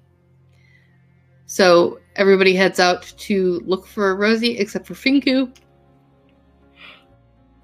They ask Primeheart and Callie if they've seen Rosie, and they say, well, the last time they saw her, that she was going to the sewer grates, but by that time, Rosie has left. The group tries to figure out how to get Rosie back with the gun, since the gentleman is talking about pressing charges and calling the guard. Callie uses her only scroll that she has kept for quite some time to have Primeheart send to Rosie, asking her to return with the scroll immediately. She does so, and as she gets back to the beer forge, she is instantly transported to the beer forge and turns blue from sort of magical trap hidden on the person's device. After she tries to fire it. Yeah, after she tries to fire it. Yep. The group meets up and talks to Rosie about being more careful. And while Rosie takes that as everyone scolding her and treating her like a child, Callie does make the point of saying that you are a grown woman who can make your own decisions, but you need to figure out how those decisions will impact the people that you're with. Rosie is very frustrated by people constantly assuming and treating her like she's a child. Isn't that also where she admitted that she was trying to get someone's attention? Yes. Yeah, because that's important for later. Yeah. She did mention that the only reason that she was stealing it was to get attention, and Nathan asks from who, and she tells Nathan that he needs to open his eyes, basically. Hearing that people are running out of options, the men in the bar were discussing a fancy noble who might know information, and so Nathan assumed it was Tybalt. So Nathan, Callie, and Primeheart go to Tybalt while the rest of the group kind of tracks the men to the house. And as they get there and into the house, Nathan and Primeheart kind of realize that it's probably not Tybalt that they're looking for, as Tybalt was not there that day, but Nathan was. And just then there is a knock at the door revealing the Tiefling and the Goliath there. They interrogate Nathan for a while, asking for a name and saying that the sister who died was a hero, and ask what that would make her kill her. Ask for the name one more time and saying that he will destroy the Burrell family name, and if Nathan doesn't comply, he will do everything in his power to ruin Nathan. Nathan refuses, and the group leaves. As they're talking about what just happened, Nathan wonders if he's on the right side, and the rest of the group tell him that there aren't any sides, and that they'll be with him to stop whatever the men are planning. Primeheart and Callie go to make tea, and Nathan talks to Rosie privately and asks if he's done something wrong. She replies that she's bitter about not getting what she wants, and what she can't get that others can. She rants about how she feels bitter and she's never going to be happy. Nathan asks who she writes about in her song, and Rosie replies that she can't tell him who it is. She always sets the people that she loves up with other people because she wants them to be happy. And she doesn't feel like she can make them happy for long because she will not live as long as other people. Nathan realizes that it's probably Finku or Daisy or even himself. And when he brings that up to Rosie, Rosie breaks and runs out of the house. Nathan apologizes for pushing and before she runs from the room, but it is too late. Finku goes off to follow Rosie, and Nathan tells Mari about Rosie being bitter and not being able to find love the way she writes about in her song. Finku follows Rosie's out and tries to comfort her the best that he can, and definitely does not believe that Rosie is okay when she says that she is. He offers to be there for her, and as long as she needs him or anyone. She's just trying to be a friend and help with her feelings with hugs and corny jokes, and while Finku says that he's getting there when asked if he's happy, Rosie admits that she isn't, and Finku replies that they'll just have to work on that. Back in the kitchen, Primeheart sinks into a little bit of a pile of defeat, not sure what to do in this situation, and Callie awkwardly approaches him and tries to reassure him that he's a very good person and that he should be proud of the effort that he makes and how much he cares for people. Primeheart mentions that he used to be really good about reaching out to people until Callie came along, and then suddenly he just stopped and he doesn't know why. And that, she's kind of his coping mechanism for the group. He doesn't understand what to do, but she's been there and she's there when she needs him. Callie realizes that aside from what she'd originally said of just having fun, she's starting to really have feelings for Primeheart, so she invites him out for an actual date at dinner. Also saying that she would like to check out the boat lift because of her conversation with Afra, to which Primeheart responded, "Fuck the boat lift," which was adorable.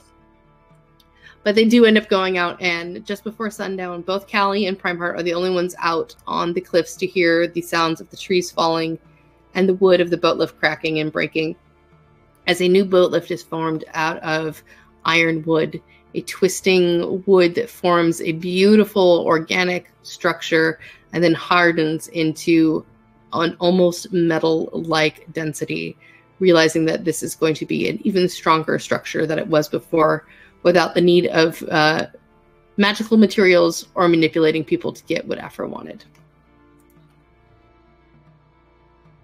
And that was the end of session 56. It had lots of feels. It was a very feels-heavy session. Very, very much so.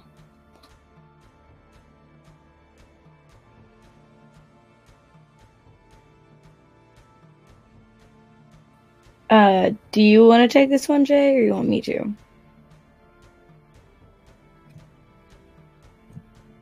On 57? Okay. Yeah. Yes, I can. I think I can do this one. Okay. Okay. I was trying to find the right place in my notes. Okay. You're good. So, for 57, that was almost Ocean voice. For 57, it was Nathan, GB, Syl, Pip, Lark, and Finku.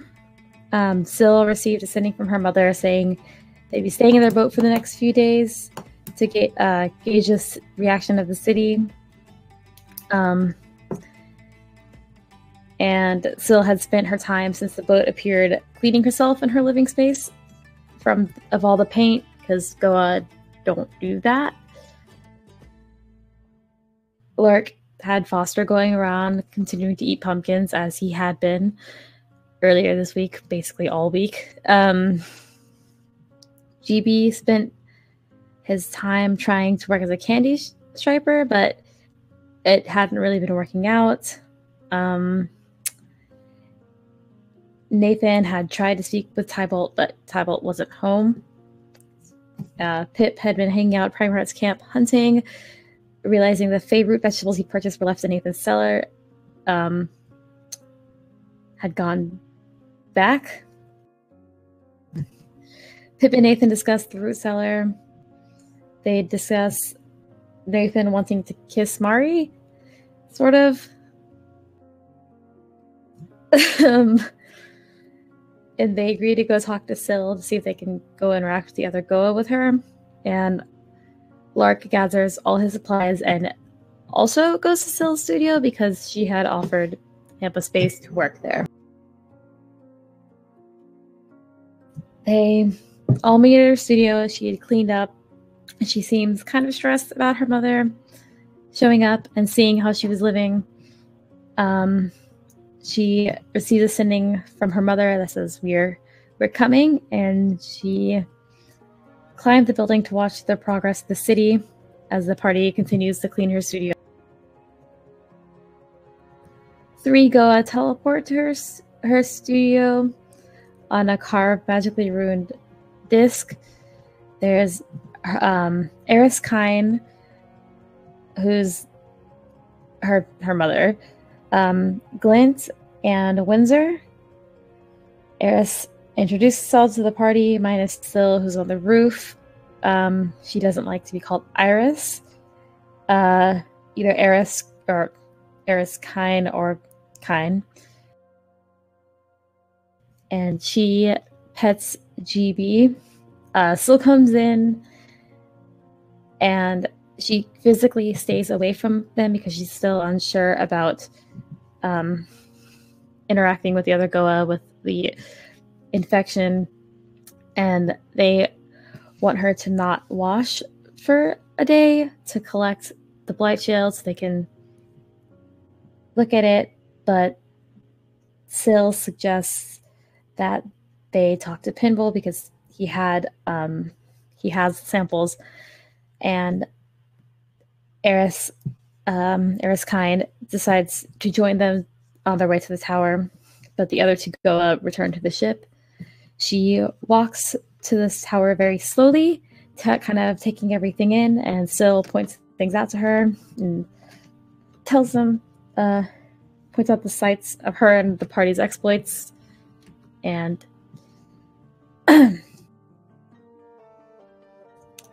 eventually they make it to the tower.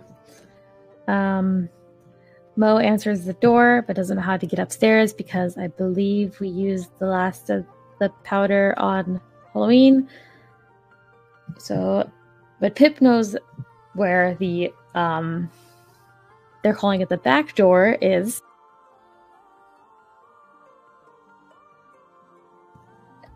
Leading to the worst joke ever. I'm not gonna. Yeah, I'm not gonna make that joke.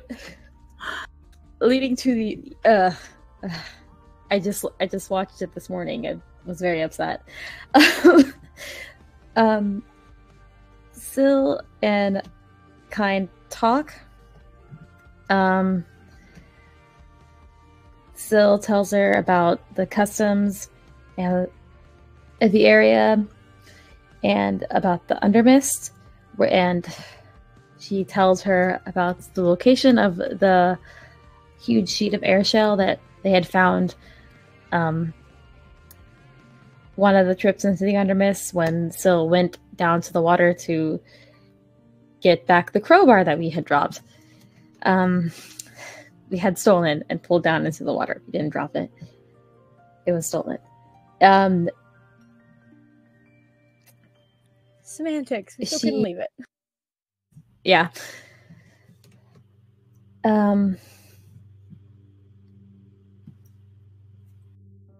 Syl explains to her mother also about First and the other new Goa and how they're formed and how they lose what they were before to become Goa.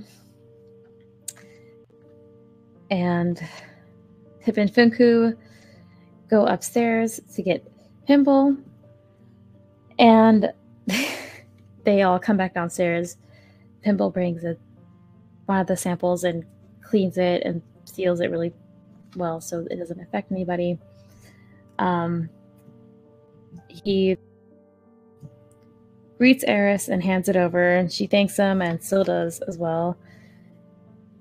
At the same time, Callie had been arriving as GB went to sleep next to Foster.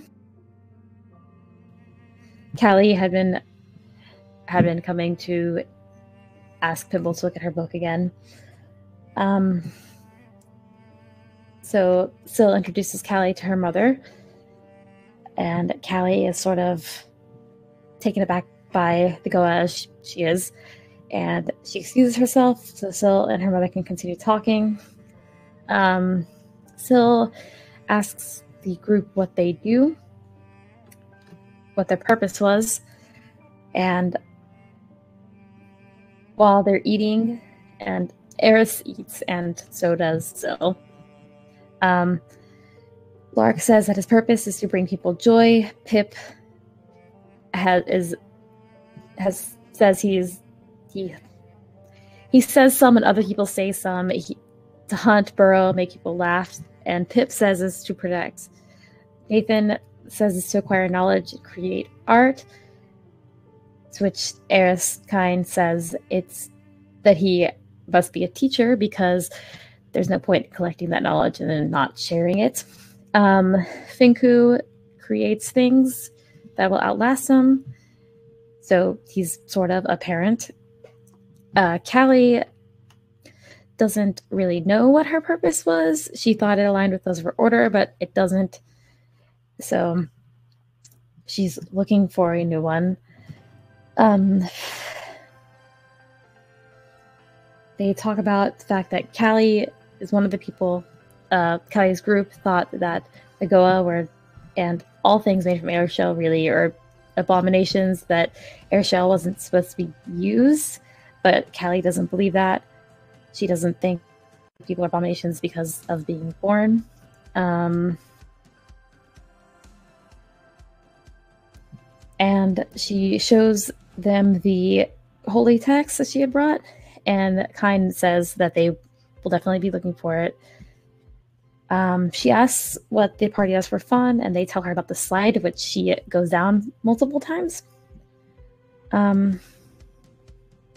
Syl asks her mother about Oram, and she explains that he was banished for selling airshell, along with the Goa secrets of how to manipulate it, and Syl tells her that he had done it basically again. For the within the city,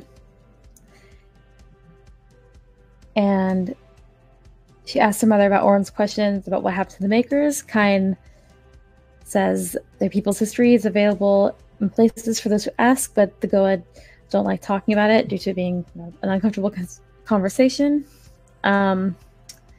She eventually reveals that a much older generation of Goa had risen up and cleansed the city. If Syl wanted to know more, you could visit and ask the few remaining Goa. Kine hugs Syl, knowing that she won't catch the infection, and they say that they'll be remaining for some time, and they can move their ship if it's in the way, and they want to keep to themselves while visiting the city.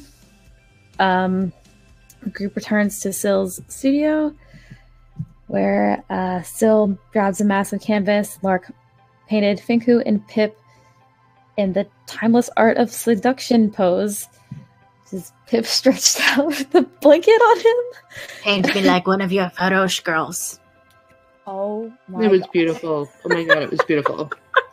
Mo freaks out about how messy the studio still is and cleans it up, while Syl teaches Nathan about sculpting.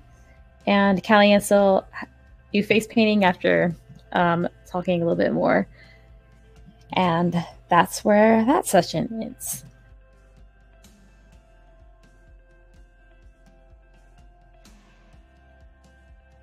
Okay, so we're on the last session for the recap, and then we get into the fun stuff.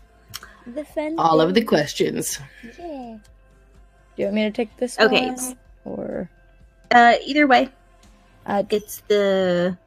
Which one is this? the 58th. Yes, the purple Oh. back door, Jay. Oh, Jesus. This is the one that had all of the... I forgot about the color. This is the one that had all of the politics stuff in it, and then we started exploring the new cavern. I mean, I can do it if you want me to. Go for it. Okay. Wasn't here for this one, but I can read. So, Session 58 is Rhaenyra the 25th, which was, I can't talk, but I can read, November 3rd for us. Everyone who was in it was Soxy, Oshin, Rosie, Finku, Callie, and Primeheart. So they all meet up early at the suggestion of Soxy to decide what adventure to go on that morning. They discuss the politics of the upcoming election while at the Beer Forge with help from Ivy, because she always has opinions. They learn that Tara is a possible candidate for the Guildsman district, and Finku split off to meet with her, and she insisted that Bassifer would be a strong council member to lead. While she may not be amicable or agreeable, she was consistently driven and goal-oriented for such a position. Syl was also considered a possibility for the Guildsman district, as she was created for such a purpose, and the addition of a ship filled with Goa. Rosie, because of that, sent a message to Syl about her leading, and she seemed hesitant but receptive. Pinball and Raydella Rassus, who is Saldana's father, were mentioned for candidates for the district. Oshin had met with with Pinball and brought up the consideration of the prospects of giving up his candidacy for Rydell, but also was unconvinced that he wouldn't be a good choice either. Primeheart told them that he was interested in putting himself out there to lead the Temple District. So Saxy, Callie, and Primeheart went to the Nature Temple and talked to an elf priest, Phelan. And he said that both the Knowledge Temple and the Grave Temples have candidates to lead the district. Primeheart asked if he needed to have residents in this district, and they said he didn't. And because the new boat lift was constructed from nature itself, it seemed a good omen. He suggested a strong nature priest named Urza, the same person who brought Mari back. Strong nature priest named Urza, and Primeheart promised that he would not only praise Urza to the people he had been working with, but also that he would make a strong attempt to work at the temple to restore it. Primeheart then asked Soxy about her faith, And she said that when she was rescued with Oshin, the Dawn had run tests to see their abilities, and Soxy seemed to be a strong warrior wielding divine magics. She said that she found, how do you say the god's name? Because I can't. Adaloxley. Thank you. Who is a chaotic a chaotic goddess of Arcana and the Tempest. Primar suggested they go to the the Tempest Temple. I can't read apparently. Together, as Cora is also of the Tempest, and that they might be able to find out more. They found out that Kurt is an unlikely candidate for Barrel Run. He doesn't seem to have the strength nor the passion to make change. Holly from the clinic was likely for the Dawn District, which was disputed. That's the word by the group. They then all met back at the Beer Forge, had a heart-to-heart with the still blue Rosie, and made headway for her healing. They decided that they were unable to breathe underwater, and thusly, that's a weird word. Sorry, my brain didn't like that. Had a good idea for what the rest of their day entailed. So they returned to the cliffs. A large slide was built by the goblins down the cliff to make it a little bit easier to get down. And there is also a rope ladder that's been attached to the cliffside, so it wasn't as precarious as it had been before. They decided to take the stale-smelling one, marking as they always do, and they chose the rightmost path at a split. They eventually noted a rumbling underneath just as 2 land sharks had erupted from the earth. A very difficult battle started, and shadows danced from the Bulette's corpses upon expiration, making the fight even more difficult. The party prevailed with minor injuries, and they made their way back, harvesting some hide from the land sharks for potential profit. They ended their day making their way to Prime Heart's camp, some making stops to check in and bring along those loved ones who seemed to deserve to enjoy a bonfire in the quiet comfort of the Skyroot Forest. And that is where we ended session. Woo-hoo. Yep. So that was Saturday's session, the end of our 2 weeks for today's episode. So now we get into the discussion and the questions. Stuff. Tessa, I think you have a list going. I do have a list going. So first question is for Oshin, or for Jay, depending on how you like to look at it. And what goes through Oshin's head when he rages, / how do they channel their rage? I mean, a lot of things happened that upset Oshin. So it just kind of, it is honestly probably just, I'm going to push that down and hit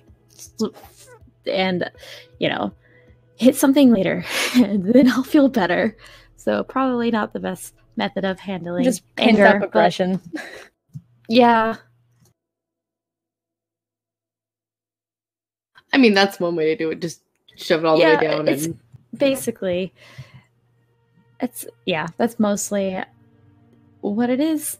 Oshin does have a lot of anger just in general, which I think was mentioned when that they had that conversation about Nathan summoning the demons, and Oshin was very angry about that.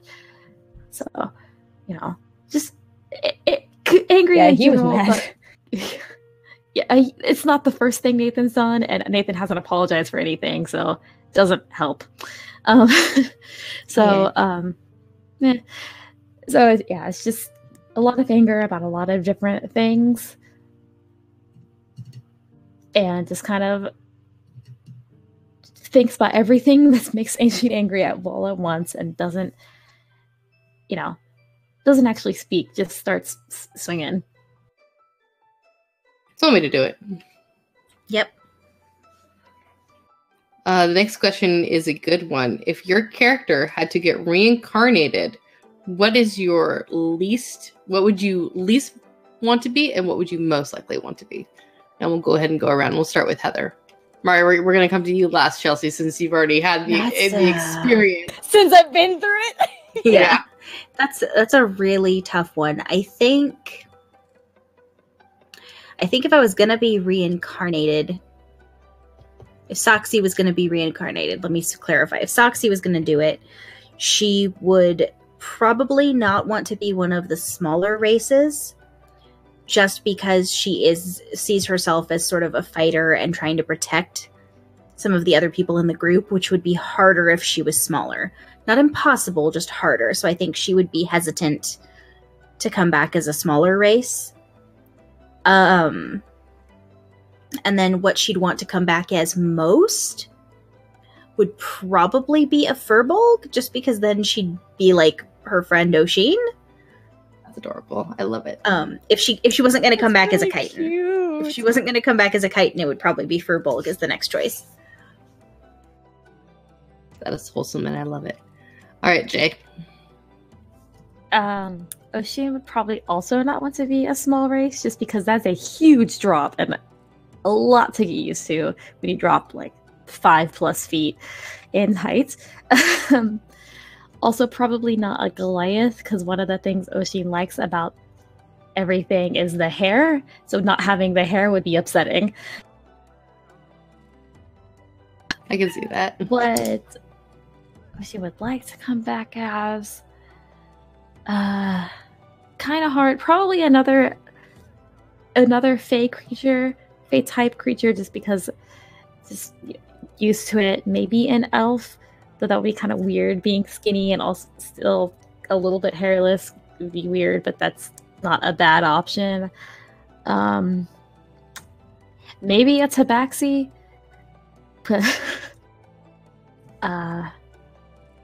Join the club. Yeah, I think that's about good. Yeah, that would probably like either some sort of like elf or tabaxi would be the better one. I think Callie would least like to be okay, so Callie's worst nightmare, and Tessa, oh my god, yes, please punish her. Callie would not want to be a Goa. Callie would absolutely not want to come back as a Goa. Tessa, That makes sense. if I get reincarnated, I hope I roll Goa, because that is a character It's story so fitting. I want to explore the shit out of. Yeah, she would not want to be a Goa. She would still come back because she doesn't feel there's work to be done, but it would bother her. Most like to be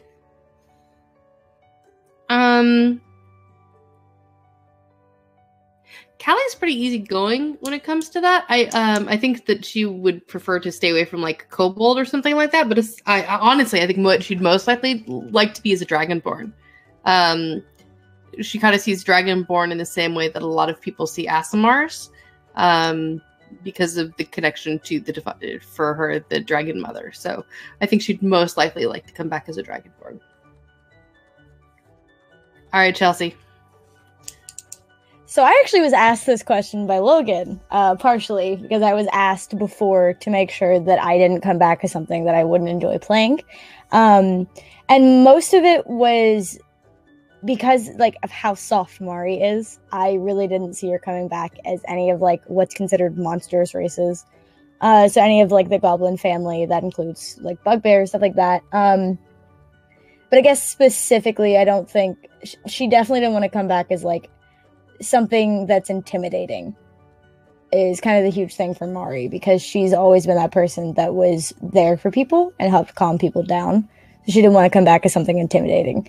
But nothing like specific. And then I think it doesn't really matter for Mari what she comes back as we learned. But I guess specifically an Aasimar, because if she can protect the people that she cares about, anything to give her more of an edge to be able to do that, she'll happily take.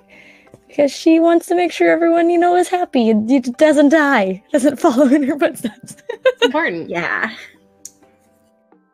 She wants an angel to say, no, my child now. Mine. They're mine. Oh god, did you tell your family yet? Mm-mm. No, that's part of the reason why Haley was so pissed. Yeah, Mari has not told anyone inside of the city because she doesn't know how to start, like, at all. She's like, if she goes home, they're not gonna fucking recognize her. She's like, I don't know. I had another thought, actually. Sure. And it sounds kind of bad, but because Oshin is such a physical person, I don't think they would be very happy to come back as like a chitin or a feroche, because they are not lizard folk after hearing about hearing from Pesk, not be happy about that, because that's a big change in particular relationships that Oshin does not want to change, probably. That's fair. Yeah. Oh yeah, that's valid. I've actually thought about that since we had the one death and reincarnation now. I was thinking about that, and I'm like, if Soxy comes back as one of the normal races that has like a year-round sex drive, she's gonna be confused as fuck. Oh no, Soxy! Yeah, and Callie, if Callie came back as a Goa who, doesn't have sex drive, she'll be really confused as well. She'll be like, no. This is how I cope with shit. No.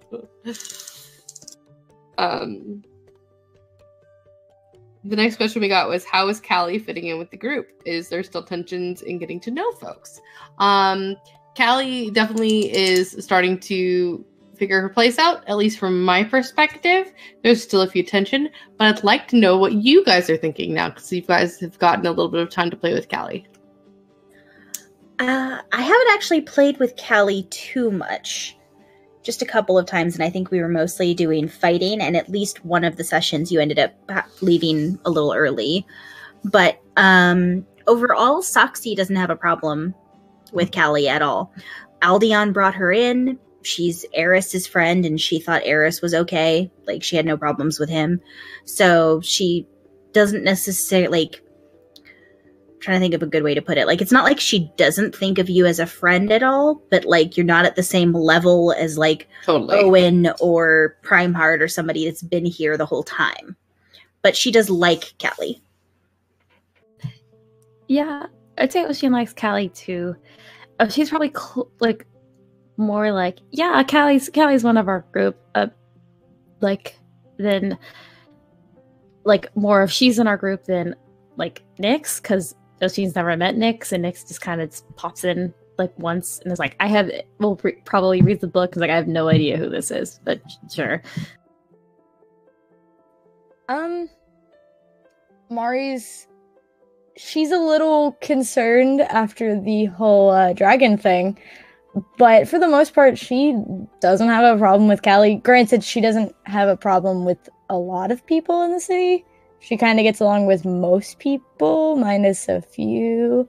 But she likes Callie well enough. She thinks that she definitely wants to get to know Callie more.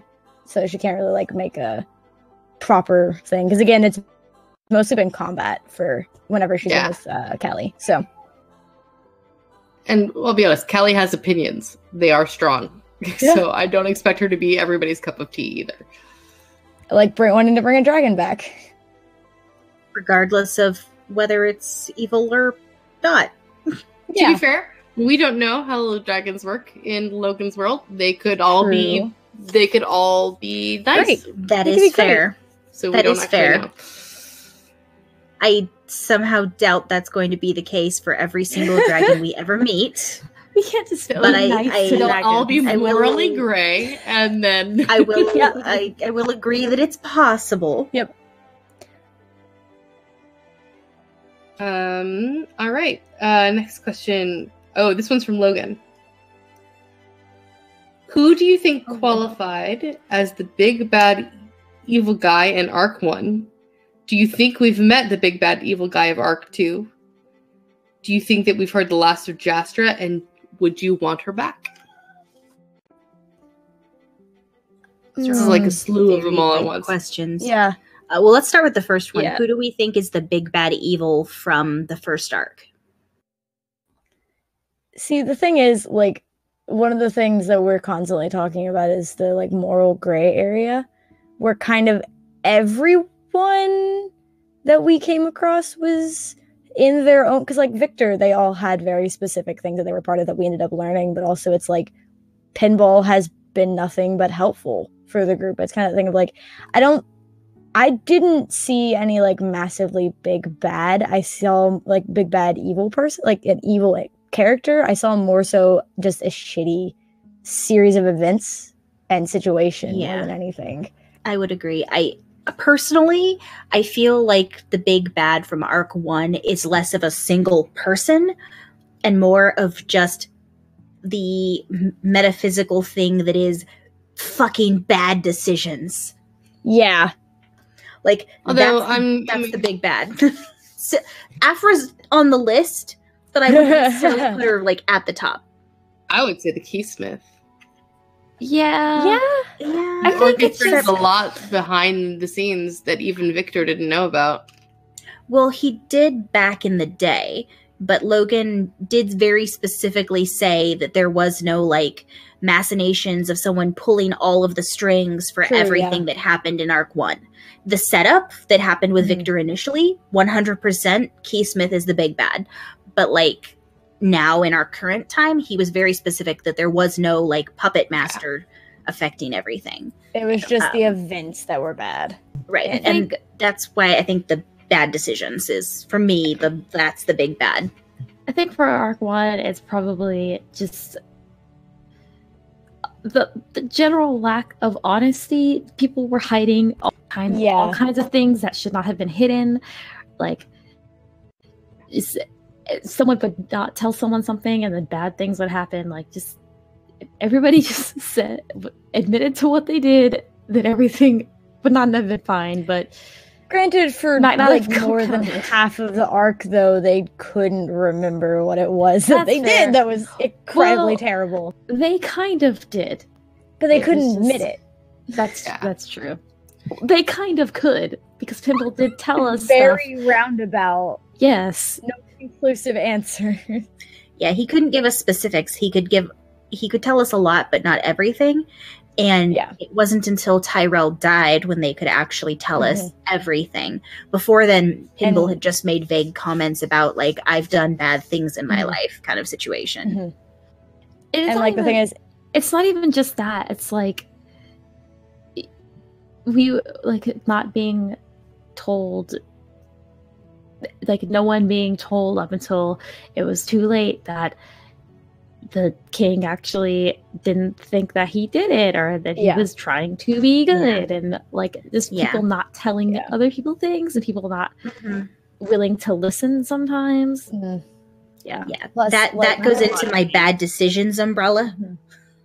Plus, like, with Pinball, it was always one side of the story where he was trying to tell us pieces of it, and then no one else in Victor gave us any more pieces outside of what Pinball. So, like, the whole thing about the essential, like, central hive mind brain, it's like we had a piece of that information. We could never fully expand on it because we didn't know other pieces of it, because he couldn't tell anything. Tyrell wasn't going to tell us anything.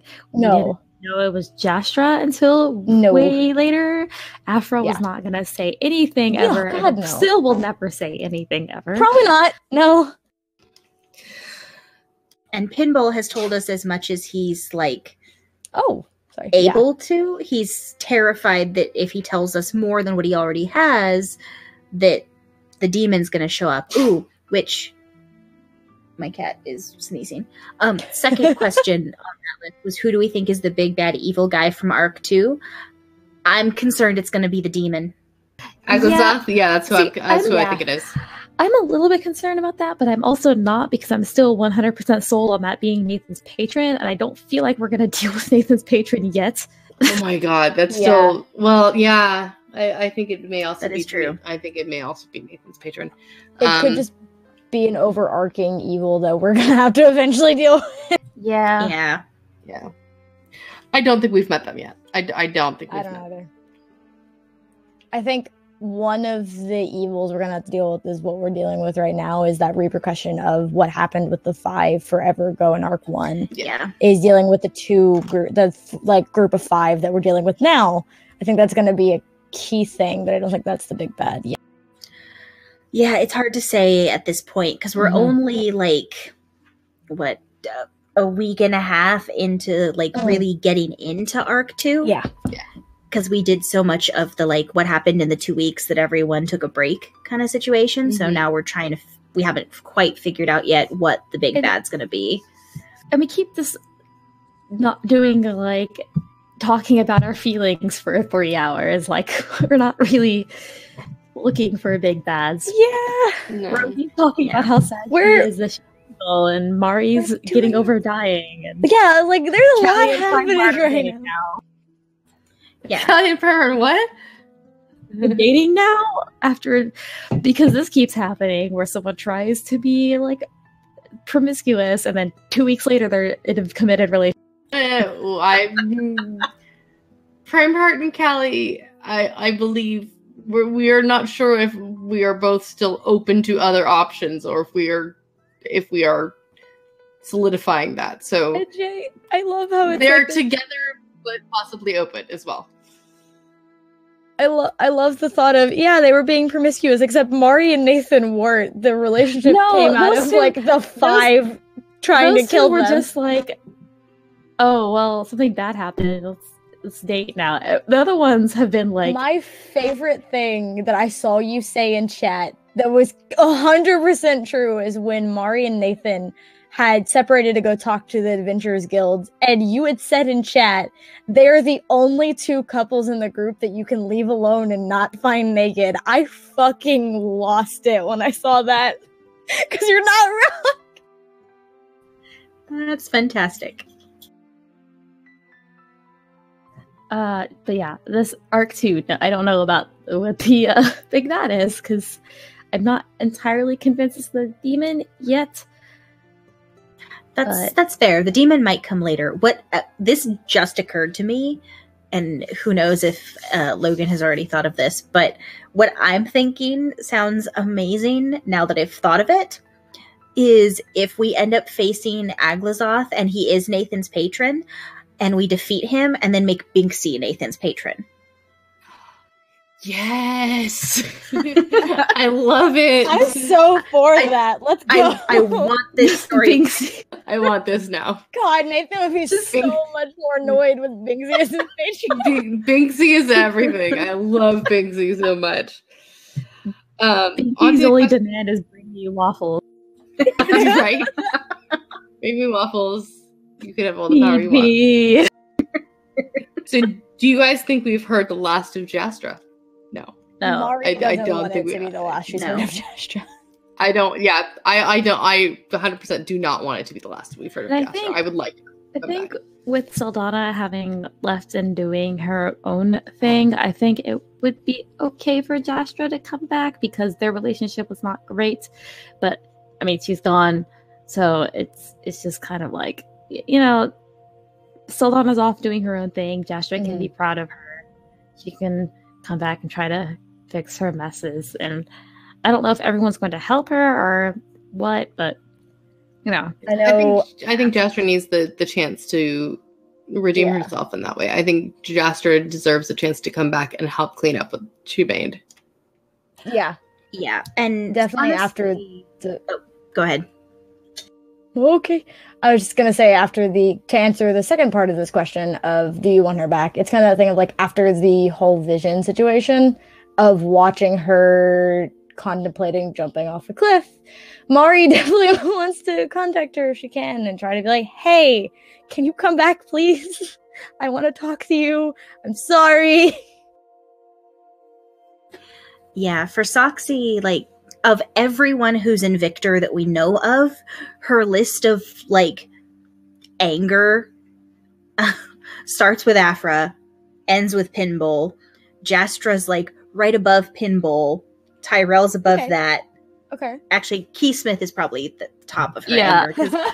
The thing is, she's a vengeance but Afra's paladin. Up there. Yeah, Soxy is actually a vengeance paladin. I haven't played her as very, like, I'm going to kill everybody because that doesn't appeal to me, but she technically is a vengeance paladin. I'm treating it more as like justice paladin instead. Yeah. And so for her, the people that need some justice dealt to them for this whole Victor situation starts with the Keysmith, and then Afra. Tyrell's gone, so it doesn't matter. Jastra, she isn't going to be as forgiving with Jastra as she was with Pinball, but Jastra still told us stuff and still tried to help us and was part of the resistance. So all of those things matter a lot as far as Soxy's Also, concerned in terms of her trying to redeem herself. Joshua was in the resistance without any persuasion at all. They had to, even with Pinball, they had to put him. He had to be persuaded into joining. It wasn't hard, but they had to actually go to him, and as opposed to Jastra, who was like leading a cell. Yeah. Yeah, so Soxy doesn't have any major beef with Jastra. She wouldn't necessarily trust her 100% if she showed up, but she has no beef with her. Yeah, Mari's kind of upset with her for the whole Nakosta thing of like it being used as a tool to test her, but she definitely doesn't want her to stay gone. Because she wants to know more, and she also wants to be like, hey, you kind of did a shitty thing, but I forgive you. I mean, it's a lot of reasons, but one of the things is Oshin's never met another Furbolg as far as they know, so it's kind of like the weird loneliness for that. So Oshin would want Jastra to maybe come back just because Mari doesn't have that same weird loneliness, because Mari knows another Nakosta, she's just gone. And she could be back here, so why she should come back here, because at the very least, you know, they have a kinship, and so they should have so that. Awesome, Jay. What the heck? Yeah, and actually, as you're saying that, this just occurred to me, but I also feel really bad for Jastra's husband. Like, yeah, they had a weird, they had like an open relationship, clearly, because Jastra, it got mentioned at some point that, you know, Rydell had people on the side too, but they were together for a long time, and clearly he was sad to find out that she might be gone. So even though they may not have loved each other like 100% wholeheartedly, romantically, no other relationships, he still cared. Yeah, so I feel bad for him that he lost. Yeah, I feel bad for him that he lost Sildana and Jastra at the same time. I'm going to skip ahead really quickly to a question that just popped up because it's a little bit topical to what we were just talking about, and it makes me laugh really hard. Is it possible that Stroop is Nathan's patron?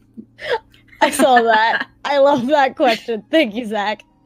I hope so. That would be amazing also. That would be hilarious. Stroop packed of the waffle. Absolutely, Jay. Packed of the waffle. Oh my god, we have to make that now. Yeah, it makes even if it's not Nathan's patron, it's got to be someone else. Pixie would absolutely be like down for that. So yes, I'm just picturing like warlocks who throw out their Eldritch Blast, and it's like two halves of a waffle iron that are like magic purple waffle irons slamming onto either side of a person's head. I'm here for it. That's it. I will not accept any other patron. That is his patron now. I don't accept any. I'm Stroop's class now. Stroop's class is Waffle Maker Demon Lord and Warlock Patron of Awesomeness. I'm here for it. How worried are we to encounter a portal to the Shadowfell? Very. So worried. Yeah, very much.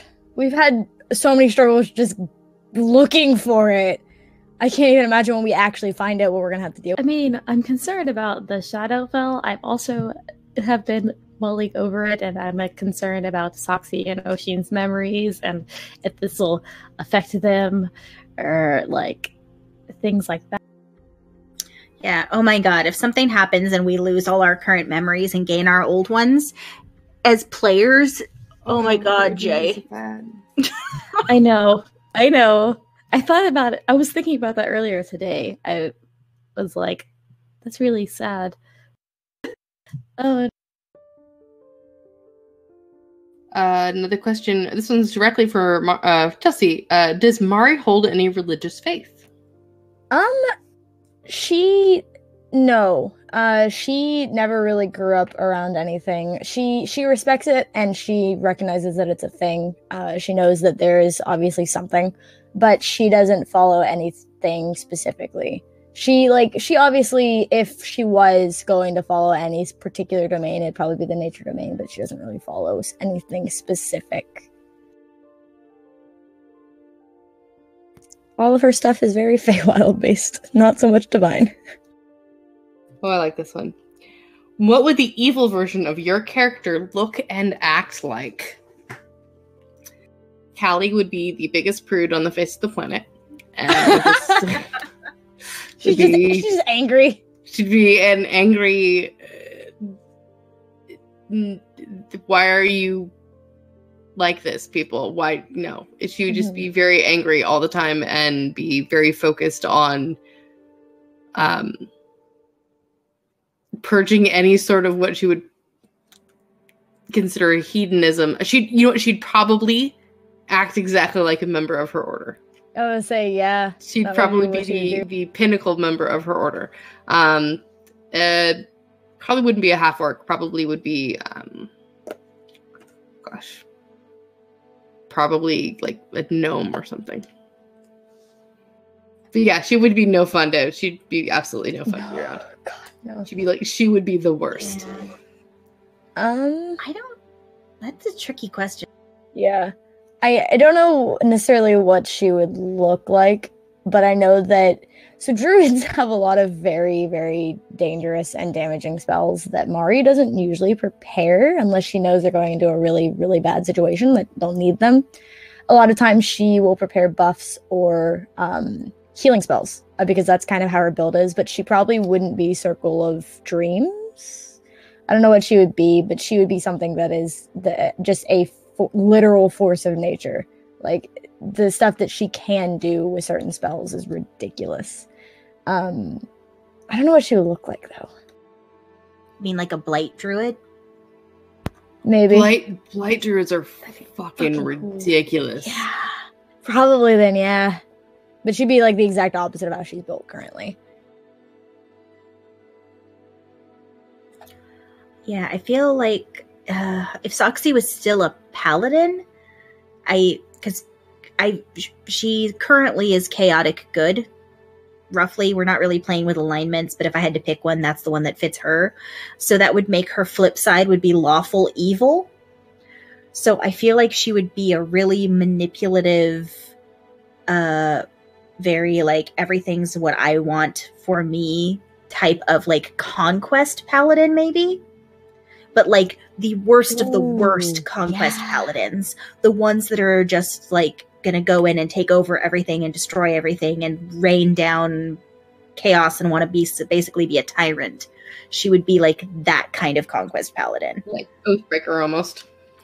Yeah, like the old school Oathbreaker. That would be so cool and terrifying. Yeah, absolutely fucking terrifying. Yeah, I also feel like if she was still chitin, she would probably be like some sort of black, like what is it, Spike the Hercules beetle or whatever that's on Twitter. She would probably look more like that.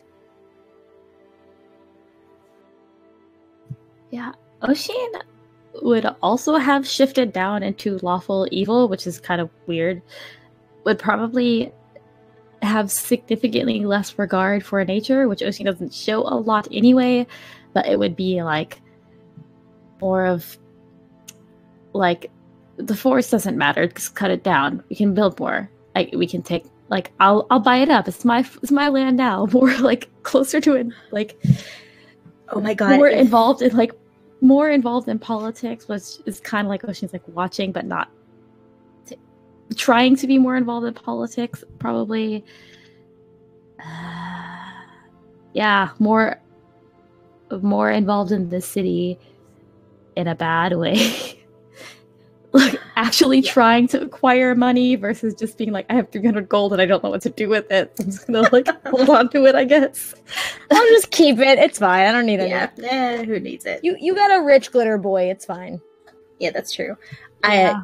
If Oshin and Soxy were still friends, I feel like they'd be frenemies who were like partners to conquer everything. Which is just, that would be a terrifying combination if Oshin and Soxy were evil and manipulative and just like going around taking everything they wanted. Oh. I mean, I know a certain bard maybe that exists in another Nerdsmith universe that would get along really well with you guys if that were the case.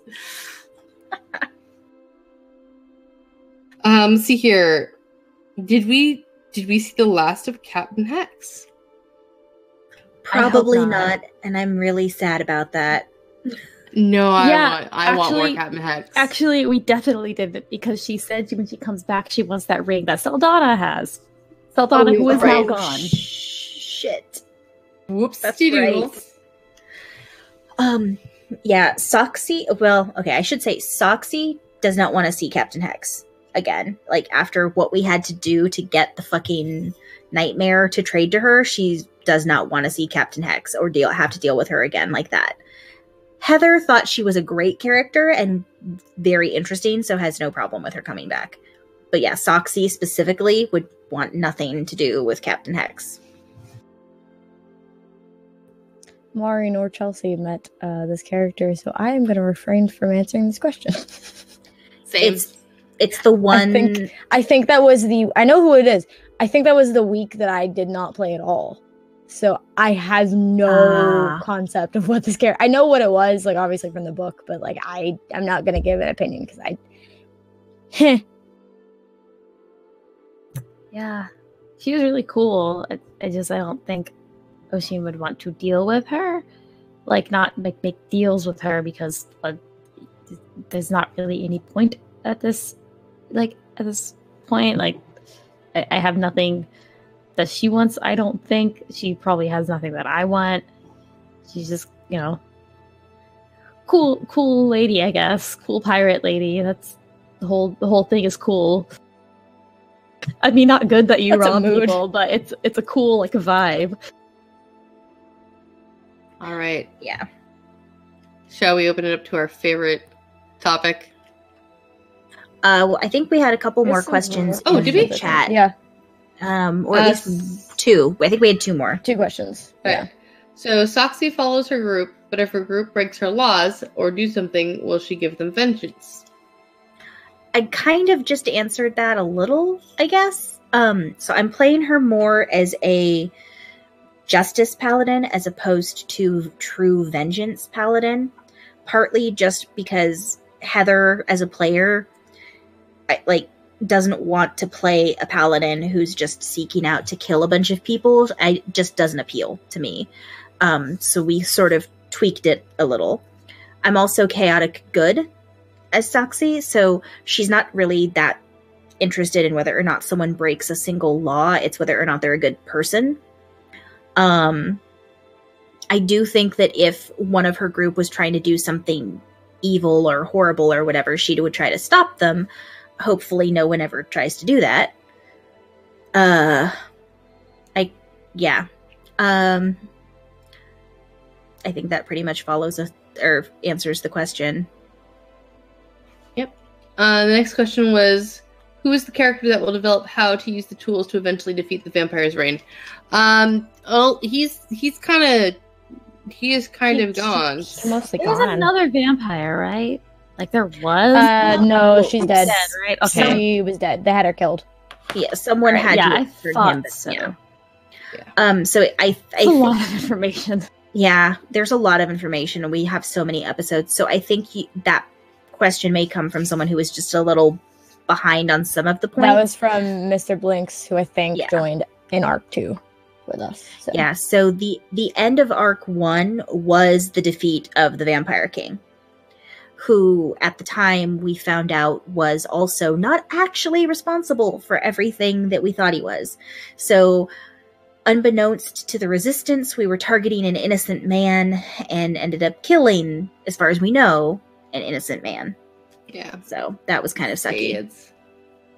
Sads. Yeah, and he just asked a follow-up question. Yes, it turns out that the Vampire King had been turned into a vampire against his will, and his memories had been manipulated along with other people's so that they remembered things differently. So I think for a while he thought he did it, and then he realized he didn't at some point. The Gaius was wearing off on him.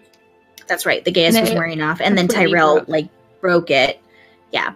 So that we thought the vampire was bad. He wasn't actually the one that did everything. It was Victor.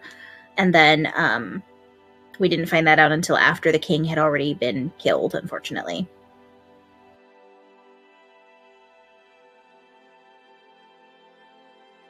All right. I'm going to say just a few minutes for this one because it's coming up on 9:30 already. So let's get into our favorites, the shipping. And then we'll call it a night after some shipping. How's that sound? Okay. Well, we should probably just get out of the way the established ones already. So obviously we've got Jay and Oshin and Pinball. Pinball, yep. No, Pinball. Jay and Oshin. Jay and Oshin. He is my son and I love him. Yes, hashtag Pinball. And then we have Mari and Nathan, who are an established couple. We don't have a ship name for Mari and Nathan yet, though, do we? It never got made. Nope. Marathon? I was like, how do we put those together? I don't Mari know. and Nathan. Yeah, Marathon.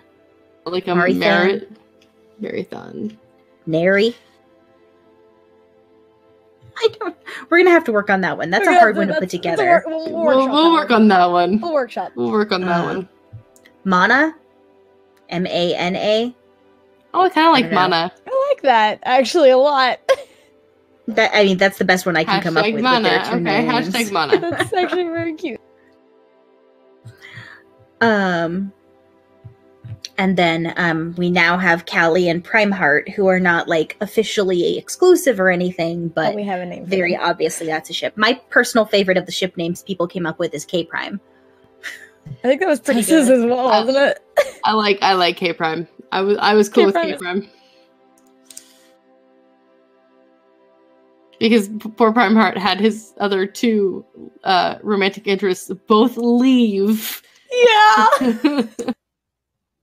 Yeah. Felt real bad. My poor. They both up and left him. And I'm like, oh, it's sad. One of them got a boyfriend and then left. Oh fuck. True. Yeah. That's true. Okay, so who else do you guys ship? I mean- I still love some Mosey. Yeah. I still love Mosey. Very cute. Not necessarily romantic, but just friend wise. Not Joan. I was about to fucking say Joan. Owen and Rosie very much. Like especially after the interaction they had, it was just very nice. Rowan. Yeah, I like Rowan. Yeah. it was cute. I love Rosie Finku. Also, I really do like Rosie Me Finku. too. Go away, Daisy. Seriously. What would that ship be called? Or, OT3. OT3 it. I'm totally. Oh, yeah. OT3. True. I I'm here have for- no issues with poly ships. Not I was even a here little for bit. that. So we'd have Daisy, Rosie, and Finku. I'm okay with Yeah. this. I'm Just fine call with it the that. bouquet. Oh, it's cute. Also, I didn't realize it until this week after the session. Oshi's advice to everyone romantically so far has just been polyamory is a thing. Stop complaining. Bless you, Oshin. Bless you. That was to, it was to Nathan complaining about Tybalt, and then it was to Rosie who was like, "But they're already dating people." She just talk, I communicate. think that was Callie's response to is like, there's this thing called communication. It works. Try it. Yep. Okay. Do you guys have any crack ships? We did those the other day, and they were kind of fun. Out in this one. Fewer crack ships. Yeah, because it was Captain this. Hex and the Siren. Oh yeah. I'm here for it. I down. approve. I'm down. Yeah, the past 2 weeks have been very serious. That is very true. There's been a lot of seriousness. Red Hesamu and Owen. Hesamu and the Snow Queen. Yes, yes. Oh my god, that'd be hilarious. Oh, Red I like and Red while you're Owen. recapping things. Thought of something while you're recapping things. Okay. Rydell and Stokes being helpful to each other and supporting each other is cute. I'm here for it. Amazing. they were like hugging and stuff at the Yeah, but I didn't know I wanted. Word that, What yeah, we need. that's fantastic. I approve. So for it. very pure. I love it. Soft bugbears. Just Hmm. All right. Yep. Any last ships in the last minute or so here? I'm trying to think if there's any for any of the other characters.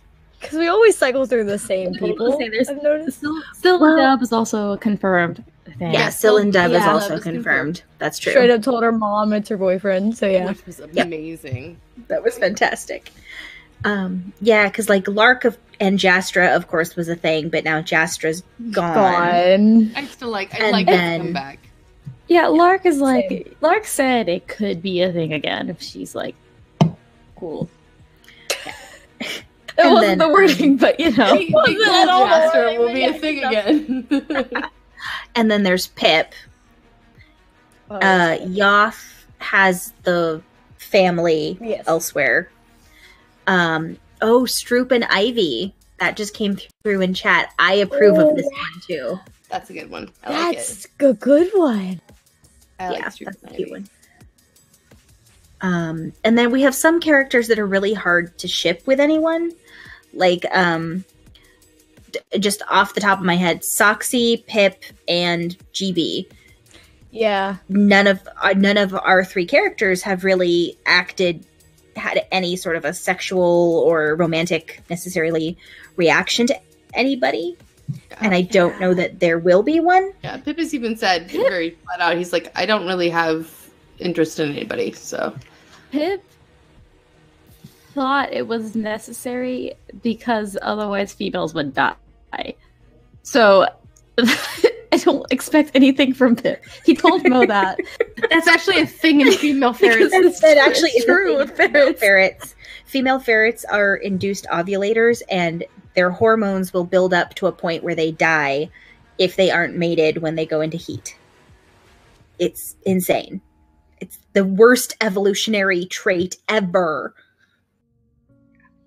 Yeah, that really is. I'm like, no thanks. I'll pass. Yeah. So I'm not That's- expecting a Pip soon.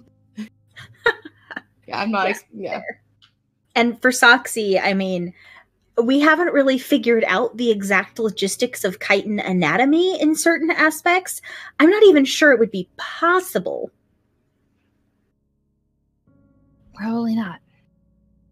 Yeah, a lot of insectoids have lock and key. Yeah. Yeah, and we haven't discussed that in terms of like creating these new races, so we don't know for certain.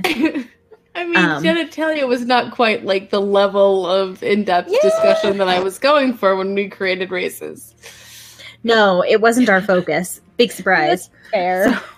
We know about Pips now, but like Oh, that yeah. just Too much. came up in conversation Too much. for some reason. Yeah. Repeatedly. Well, and because this one knows too much about mammal anatomy, but it's that I don't know as much about bugs. I like them, but I don't know as much, Fair. so that makes things a little more complicated for Soxy. But I do know most bugs have a very specific breeding season. Mhm. It's usually not very big, so I feel I have to look up online when lychee shield bugs, which are what we based Soxy off of, have their mating / egg laying season, and then I'll probably go with something along those lines.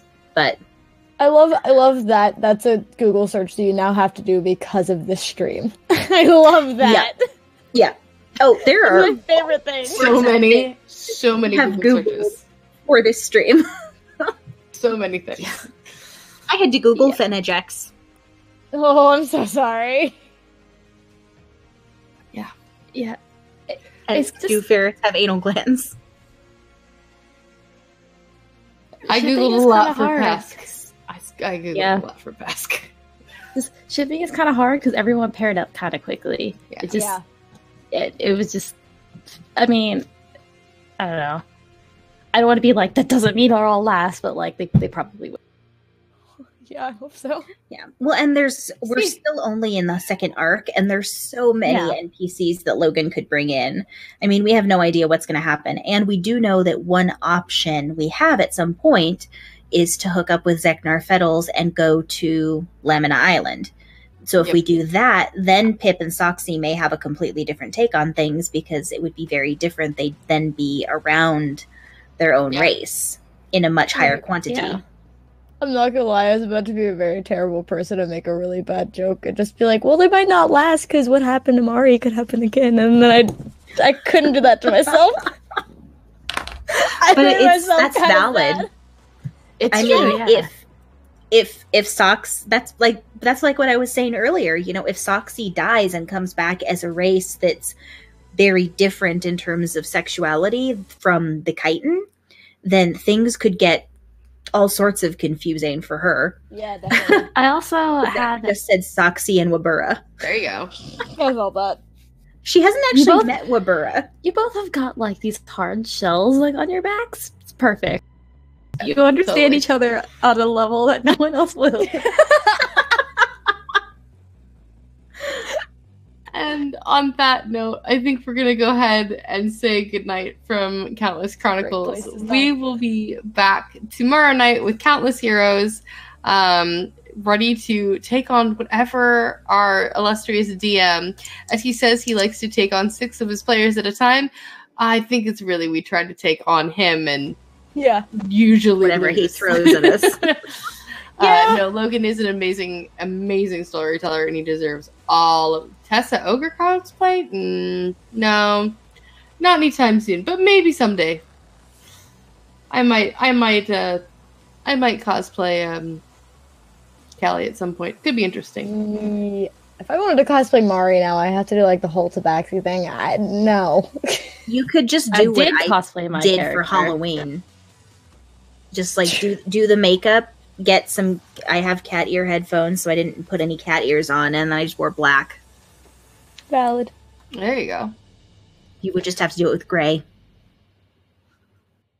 All right, guys, we're gonna go ahead and call it a night. So take care, everybody. We'll see you tomorrow for game, and hope you guys have a fantastic week. So until we see you in 2 weeks again on Countless Chronicles, have a good night.